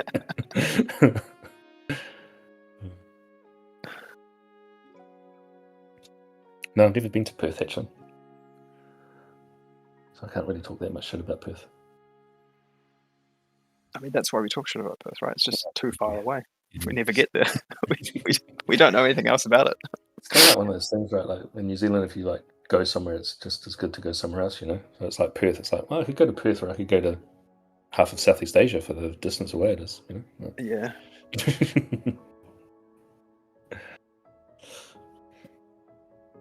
It's like Auckland traffic, right? You drive for an hour and a half, whereas in Wellington, you drive for an hour and a half, you're in Palmerston North. Yeah. So Yeah, for sure. I mean, Christchurch, like everywhere's 20 minutes away, 30 minutes between, 5:20 and 5:40. Now, Tim has updated the leaders for me, as you can see on the overlay, but we probably just have to refresh the OBS, I think, because just the aspect isn't showing up. That's not a big deal though. We'll see. Let's go back to Melee and see who's doing what after round 4. Refresh. I'll see if I can get Matt back. Round 4. Have we got all the results in? We're still waiting on one more. Ooh. 2 more. Man, that must be going slow. Oh, that's a Jabba deck and a... Oh, yeah, it'd be cool to see a jump deck. I think they haven't done very well from the looks of things. I think all the Jabbas have ended up low. Let's have a look. Not ideal then.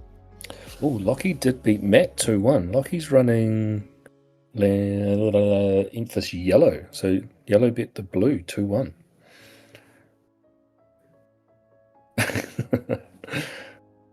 Tim's doing wonders for tourism to Perth.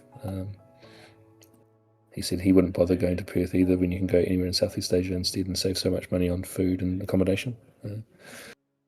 I mean, you're talking to New Zealanders, mate. Like, fuck. Yeah. I mean, if you want to see some proper bogans, though, Perth is the place to go. Oh, that's true. We do export like half the New Zealand bogans to Perth. Yeah, I have a lot of mates from high school that are over there. None of them are watching, but hi. You hope they're not. Oh, that's funny. Human is squirreling in. Okay, cool. I'll just fill the void while we wait for this next round. So after that round, it looks like Lockie on the Enfys yellow is unbeaten, and Phil on the Lando that you just saw are the 2 unbeatens. Dave Moore beat Ryan, so the Lando green got the best of the Asajj in 2 games. Cashed up, oh yeah, there's a lot of mining money out your way, isn't there, Tim? I guess, yeah, to your point, probably slightly less at the moment with the price of diesel, probably costing more than some of that. But, I mean, I'm sure you know, Tim, but like in New Zealand, there's always, well, not so much recently, but probably probably pre-COVID actually, there was a big drive for New Zealanders to go over and work in Perth for the mine money. Give me 1 second, I'm just going to see what's going on outside. It must be close to the next round.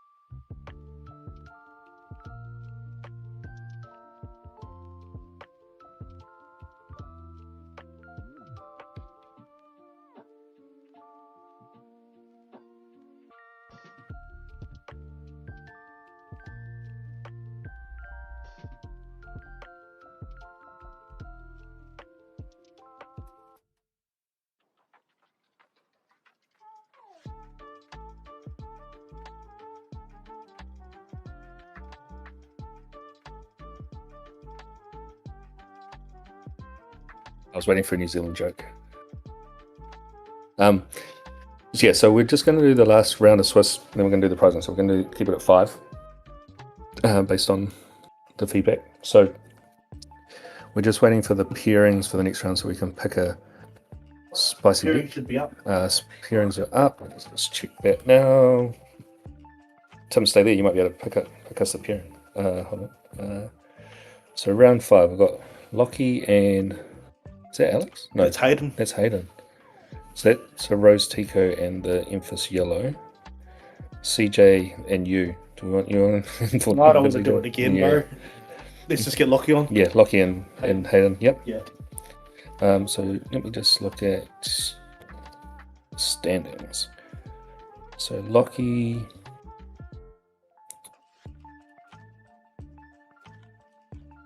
Yeah, so Lockie's unbeaten. Hayden is 3-1. So Lockie's the only unbeaten deck. So he's playing Enfys Yellow. So we're gonna have a look at that one. And then in terms of what the standings are looking like. So Lockie, yeah, unbeaten on 4-0. Matt, so that 2 Enfys nests, 1 and 2. Matt was playing the blue Force version. Phil is also 3-1 on that Lando deck. Demo, who we saw earlier on the Lando Green, is also 3-1. Sloan, who we haven't seen, who is the Deirdre, he's 3-1. Matt, who you saw on the Chewy, is 3-1. That can't be right. Anyway, and then CJ, who is running a new Han Solo list, is 3-1, and we were going to put him on, but he'll be playing Matt, and we've seen Matt enough on stream today. He's already had 2 games on there, so we don't want to do that. And then we've got Hayden, who is the Rose Tico player, who was a little bit famous out of our PQ. PQ or Rogue? PQ. Made a top 8 of a PQ. So he's been trying to make his Rose deck work this week, so we're going to have them on. So that looks like Hayden's arms there on stream now. So yep, so we'll put Rose and Enfys Yellow. So round 5. Round 5. Set up the overlay. Enfys. He is playing yellow. Is that a splash? I think it might be on a splash.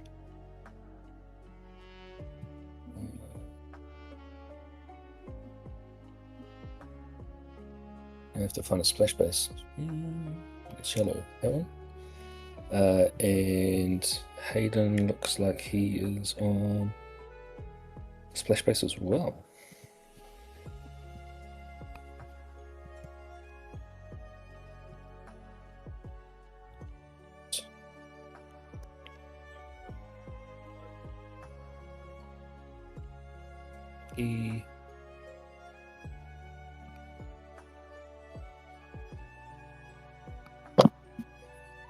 Hello.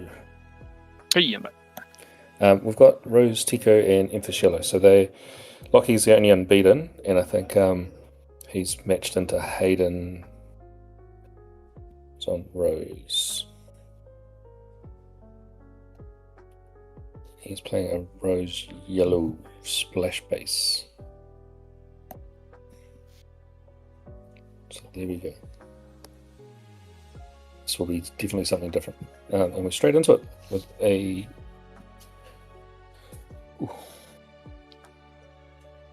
couple of 1-drop and a 2-drop. Squadron Y-Wing. Yep. So 1/3 that on attack deals 3 indirect damage.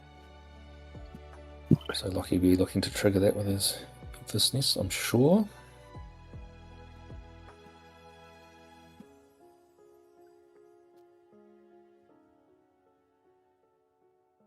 And does Hayden have another 1-drop to follow it up? Nope. I was looking at this deck earlier because you sent. Yeah, that was the last one we snuck through. Yep. Yeah, compared to last time we had a few 1-drops, he's just got the Canyon Hopper. Yeah, lots of those little yellow 1-drops rotated out, right? So yeah, it was quite a few. There's still. there's a He few. could go for A-Wings, he could go for Republic Y-Wings, there's still some options. I was surprised to see that he's taken the Razor Crest out as well, which was the thing that messed me up in our games. Probably trying to sneak some lawless stuff in quickly. I know he only had like about 24 hours to kind of get it running. Oh, there's his favourite page, Tico. Yep, so that's the on attack. You might give an experience token to this unit, then deal the damage to it. Yep, so works well with Rose's ability to heal stuff.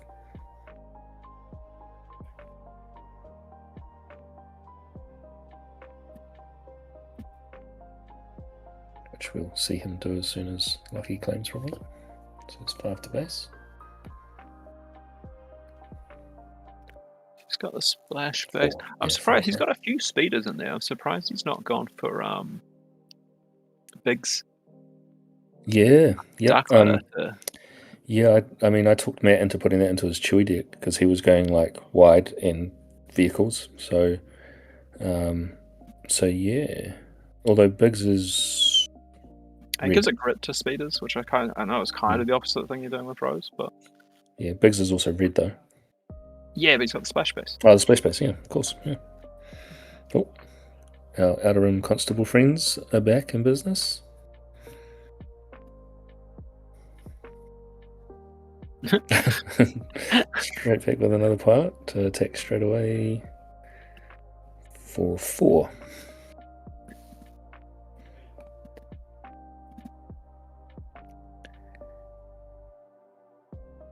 But Lockie does, yeah, the board presence of Lockie is going to tickle. Right, yep, there's the reveal, so that's another, it's 5 to base. And doubling down on it to do Ooh. 7. Yeah, because it would add the extra 2, wouldn't it?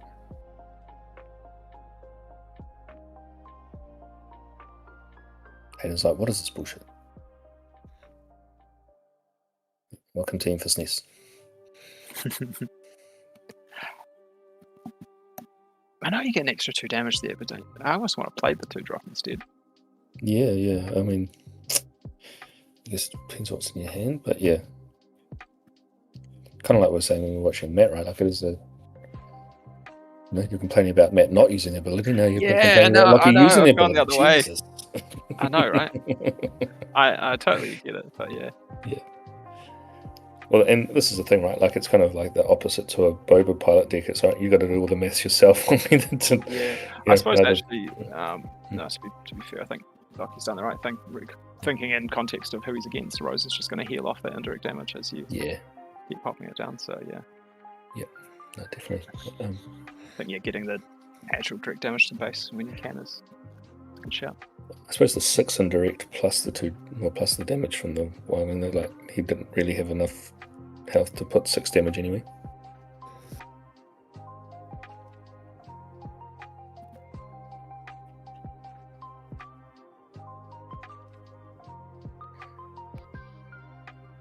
Meanwhile, Hayden just keeps swinging at the base. He's a splash friend, but you've been waiting for that one. There he is. Big old punch in, taken out. Yeah. Han in the Sky Hopper. I'm pretty sure that was in the 8th movie, right? Or one of the animated things somewhere, I'm sure. And that really kind of causes Hayden's problems, right? Because Rose flips, but now he's got a 4/4 Sentinel in front of you as well. At least Rose she's 4. Yeah, she's... Yeah, so she'll at least get through. Yeah. Oh, Sentinel in return. Wonder if he's got another pilot to put on it. Yeah, it's like chess. Flip a leader. Yeah. I mean, it's a solid Sentinel to have down, right? So Yeah. punches into it, Rose heals it up. Correct. Now what shenanigans is... Because I even think, even if he swings in with both of those ground units, it's not going to be enough with the Rose heal to then... No. But the actions are on the side of Lockie. Yeah. He's just coming for another 7 with Abe and Hawk. Yep.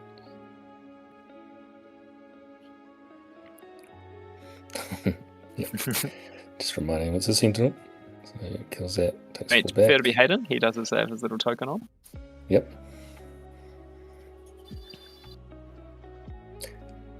Yeah, Lockie's been playing a little while now, but well, not as long as Hayden, I don't think. But yeah, he plays some really cool decks. Like last set, he was on the layer green,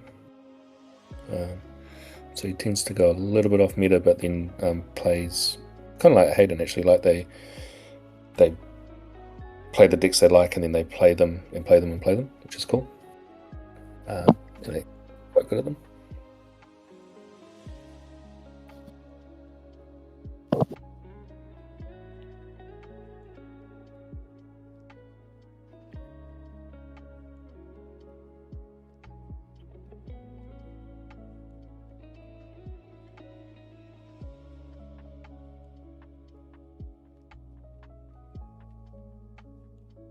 Yeah, that vehicle sentinel. I mean, if it's a mastery in Hayden's hand. Did a non-vehicle unit the mastery has gone? Can't remember. So Rose getting through for 4.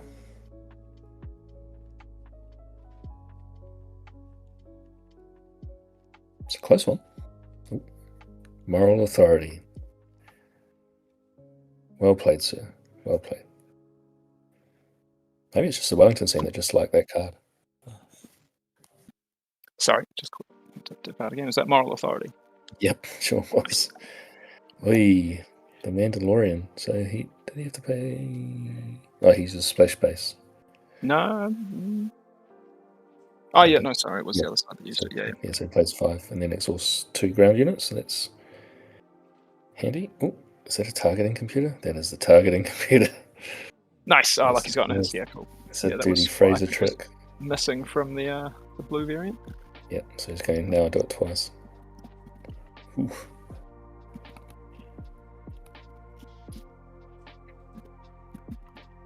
Hey, taking that to base is pretty rough. Oh, he's scooping. Yeah, because he's got the Ebon Hawk. Yeah, it's got the lethal as well. I assume he was using Enfys to double up the Y-Wing, so you get to choose the yeah, and even putting 6 on indirect damage, and I'll choose where it goes. Thank you very much. Yeah, targeting computer. There we go. Well, that's how maybe Lockie's going to be getting the links out of nowhere. He's such a nice guy too. I don't really want to give him the links, but hey, if he if the shoe fits, then you play in a sweaty deck, then you get sweaty prices.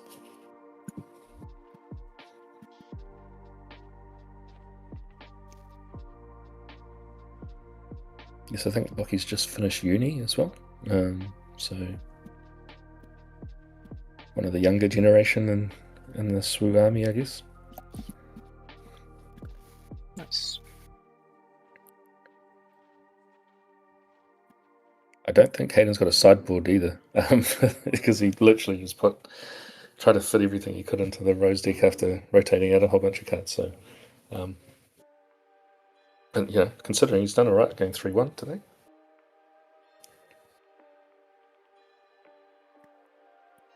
Yeah, when there's so many vehicles now, so Rose's many. ability is pretty relevant for just combat math. You get to make trades positively in your favor all the time. Yep. And big issue is those bloody outer rim constables. Yep. I mean, they're everywhere. We'll be seeing them for at least another year, right? Yeah. I mean, we did lose things like bamboozles and stuff like that, but the Fang Fighter, like if you took out some of those other things that used to remove upgrades, the Fang Fighter would have been the one that was sitting around for ages. So. Yeah, I mean, when seeing Outer Rim Constables, well, the other couple of upgrade removal things had specifically been saying non-unique at the time, and so I was kind of disappointed to see that it was just flat upgrade, rather than if it said non-unique. Yeah. I guess then though, we'd just be seeing everyone running Chewbacca pilots everywhere, right? That card is the only thing holding that back right now. So. But is that a good thing? Chewie, there's other ways around it. He's, solid, but I mean, there's not too many ways around a Clown Car Falcon with the Chewie flipped onto it. It's a lot of damage that you have to sink into it to get rid of it. So the Canyon front runner. who had the... Oh, Page in the group. Oh, yeah, nice ambush.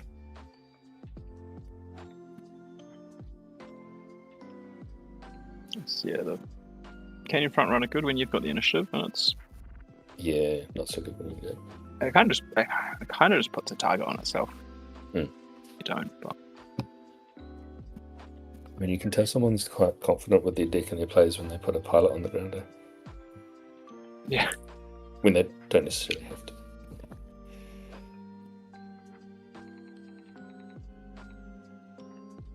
Because what, she's a 3-2 stand, yeah? Yep. Now, as we saw with Matt, the Sabine's Masterpiece can get pretty nasty in an Enfys deck, though. Especially to get, a red unit out. Now that one, what is that one? That's one of the new ones. 1/4. What is On it? attack, deal 2 to a base. Yep, that's right. Just got a big guile.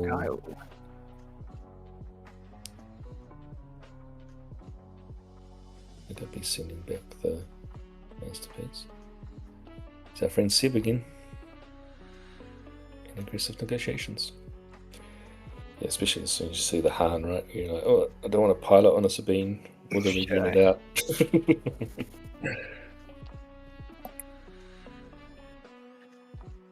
6-0. But he does know that Zeb's going to come down next turn. Yeah, and blow everything up. Although he doesn't have a green or yellow out, so it's only going to do 3, which is enough to take out Page. Yeah. Right, I have to go do baby things. Yep, no, that's cool. Yeah, Tim's been very gracious with his time with us today, and enjoys commentating our rogue events. So he always reaches out as soon as we schedule one and says, "Can I help?" So we appreciate that, because obviously one extra local player gets to play the event. Last time, Woody and Matt commentated the rogue event, and I got to play, and this time got the luxury of me on the stream, and Matt gets to play his Chewie. Oh, Sudden Ferocity too. This is looking sad for Rose at the moment. So he gets his damage in.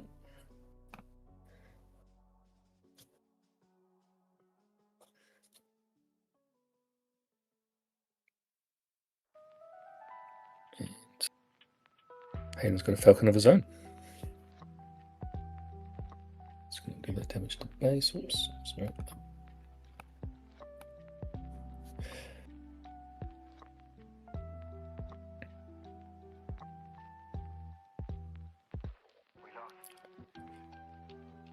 No damage on vehicles to heal though, so he's going to take out that unit. It's doing damage to his base.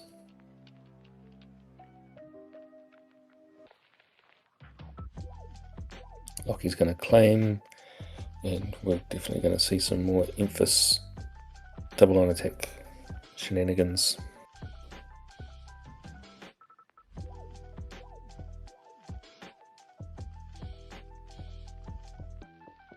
And the Han and the Falcon.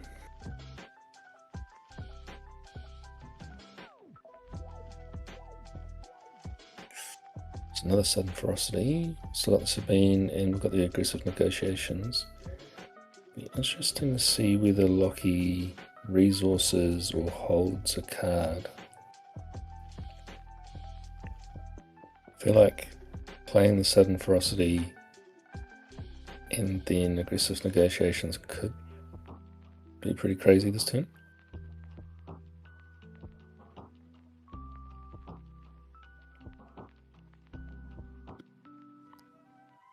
Yeah, looks like he's holding. Didn't resource. Neither did Hayden actually. So he gets his Rose damage in. Oh, sorry, Page damage in.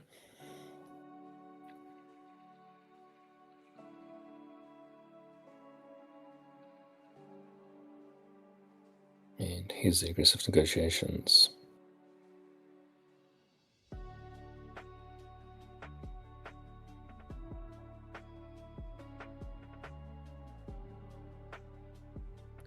At 23. He's going to double trigger the... Yep, so the 6 goes on the Falcon. Rose attacks and heals 2.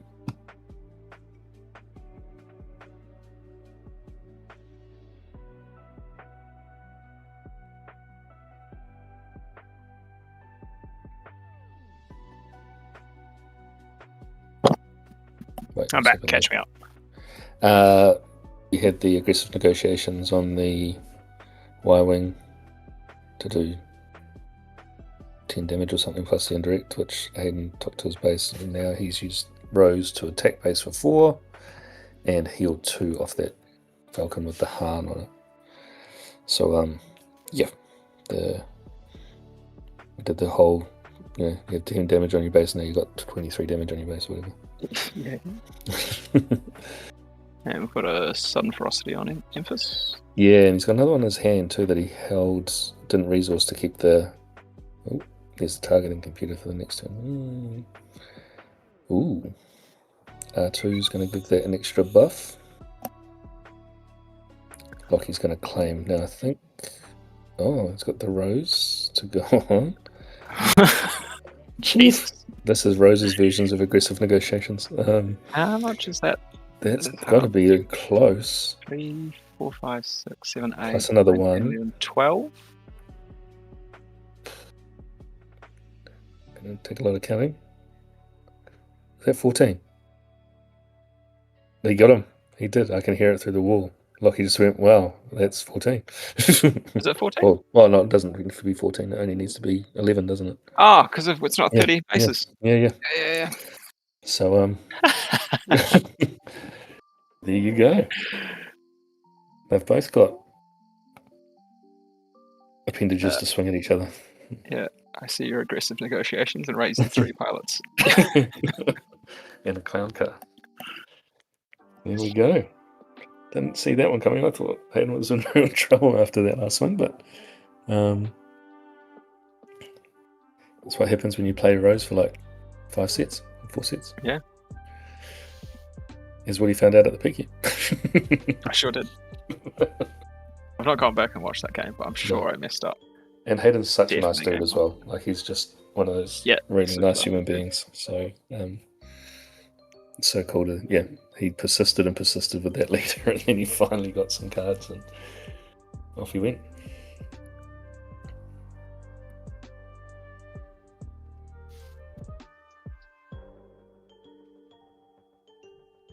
Wait, I don't think Hayden had a sideboard. Oh, actually, you know what? Yeah, he's the borrowed. Oh, did he? Yeah. Because the other thing is, have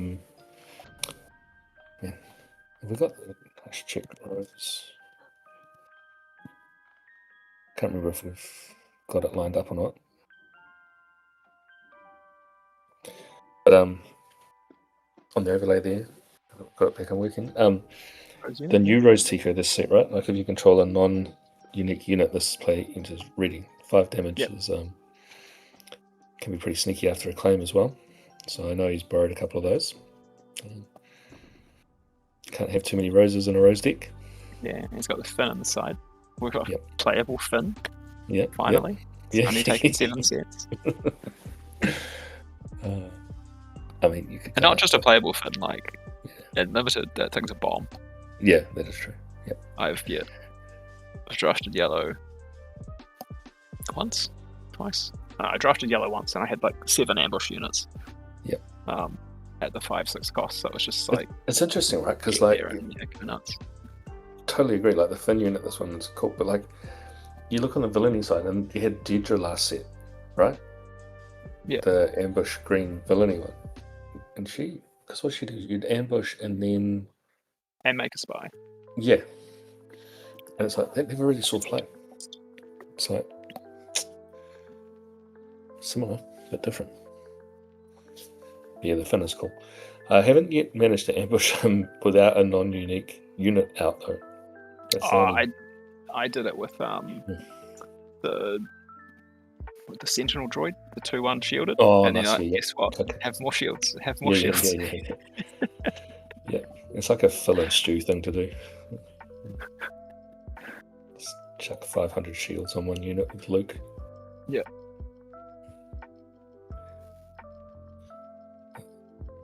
Man, game 3. Now, Lockie is unbeaten up until now, so is Hayden's Rose the giant killer? Does it turn out that Rose gets the the sweaty Little sweaty links. Well, he's already lost one, though, so... Is there anyone else on 4-0? No, just Lockie. So, yeah, that's why we're probably going to call it after this round, because we kind of have a... Well, if Lockie can pull it out. Yeah. Have you got a link to the melee? Oh, yeah, I do. Let's grab that. Which tab is it in? That's the question. This one. I'll put it in the YouTube chat, just so you can have a look. Is that the right view? I think that's the right view. Try that. Yep, that seems to work. Yep. So, 1-4-0 and 7-3-1. I mean, that's the cool thing about like telling people not to go full meta crazy sweats, right? Is that you kind of get some nice distribution. I would have loved to have CJ's deck on here with the new Han, but he was playing Matt. I think I was saying while you were away, so we couldn't really put Matt on the stream 3 times because. Yeah, I've seen enough of that. Yeah, we've seen enough Chewbacca's for one day. So what have we got? We've got 2 on Lockie's base and 3 on Hayden's base. Got the Karis out. Sorry, didn't. Yep, okay. Is that cheeky little sentinel in the sky?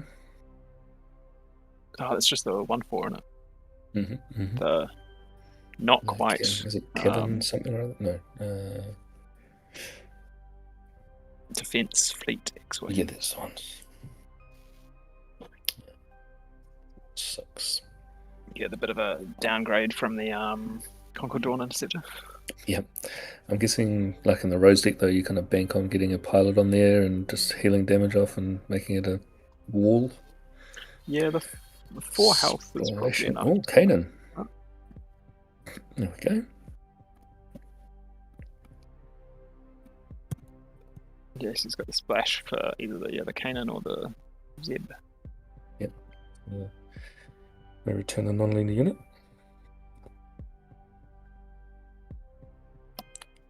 So Hayden goes, well, if you're going to get rid of my Space Sentinel, I'll just bring out my Ground Sentinel then.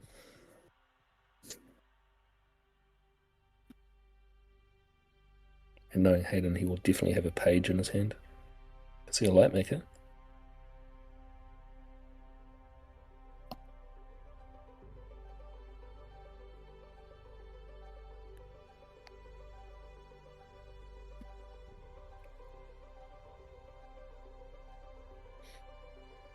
Yeah, or even like a Mandalorian pilot would be. Oh, yeah. If he got out. And there's a Zeb, but hopefully he remembers that he can't get Zebbed because he's. Yeah. He just wanted that red 5 out the way, which is good idea given his deck.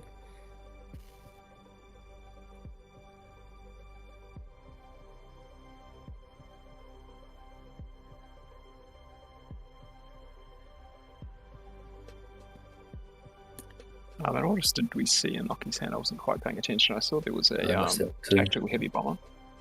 The Zeb, obviously Kanan just got put back into it. Yep.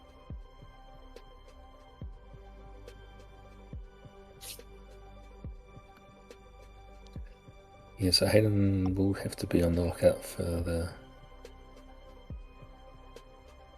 He's probably deciding, does he heal that Sentinel? Probably he... Well, he's not attacked, so he can't. Yeah. Oh, that's true too. Which I think is definitely one of the times that Ooh, that's a hero pilot. +2, +3. Got the overlay. Bring it up on the stream. Restore 1. 2-3, restore 1. Yep.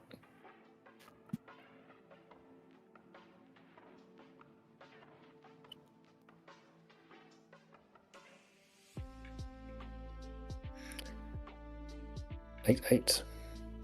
Down comes Rose.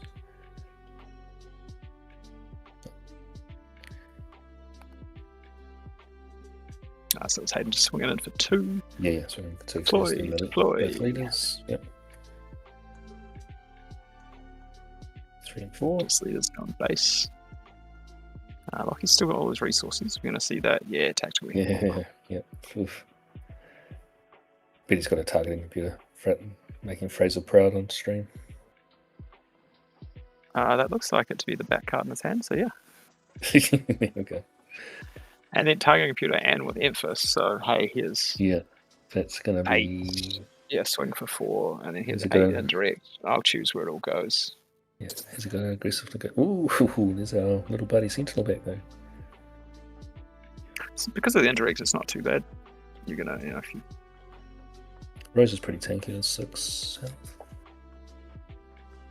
I bet he's got the targeting computer there, right? So he's going to choose where it's all going. So you're going to go, I'll crash 4 into your guy, and then put the rest on your base. Yep. And then do it twice.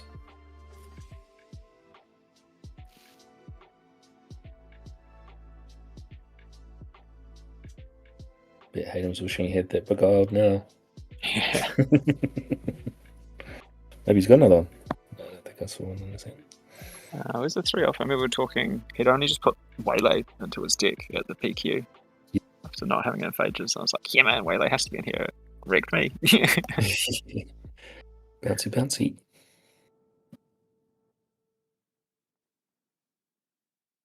Gotta stop that swing, Hayden. Nope, good base. Yeah, I couldn't see what was in his hand. I feel like it was maybe a pilot. So it's going to do the 4 damage, kill that, and then double trigger. 1 and 3. And Another 3. then double trigger all 4 to base. So he gets to draw again. Yeah, there we go. Yep. Is that double draw that you were talking about earlier?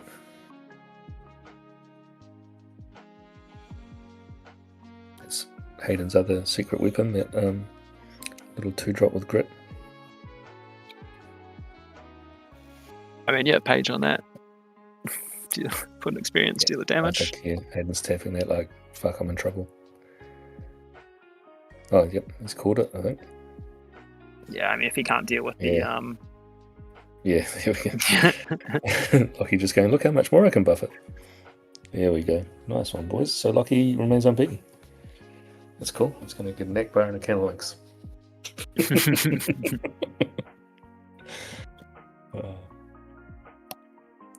So you'll have to head off shortly anyway, don't you, Woody? So that's good timing all round. Yeah, nice. So I was just saying before, definitely appreciate you volunteering all the time to help us out with Rogue so that one of us can play each time. It's not 2 of us out of the tournament streaming. So yeah, thanks again for giving up your Saturday and juggling the baby and the dog and everything else that was going on to help out. Yeah, lots of noise around the house today. But yeah, I think we're going to try and get our PQ streamed as well. So whether or not we just send you guys a feed if you want to. Yeah, you can definitely jump in and do some banter and call out all your bad plays on stream for you. Yeah. Oh, I won't put myself on stream that day. See how much sleep I've had the night before.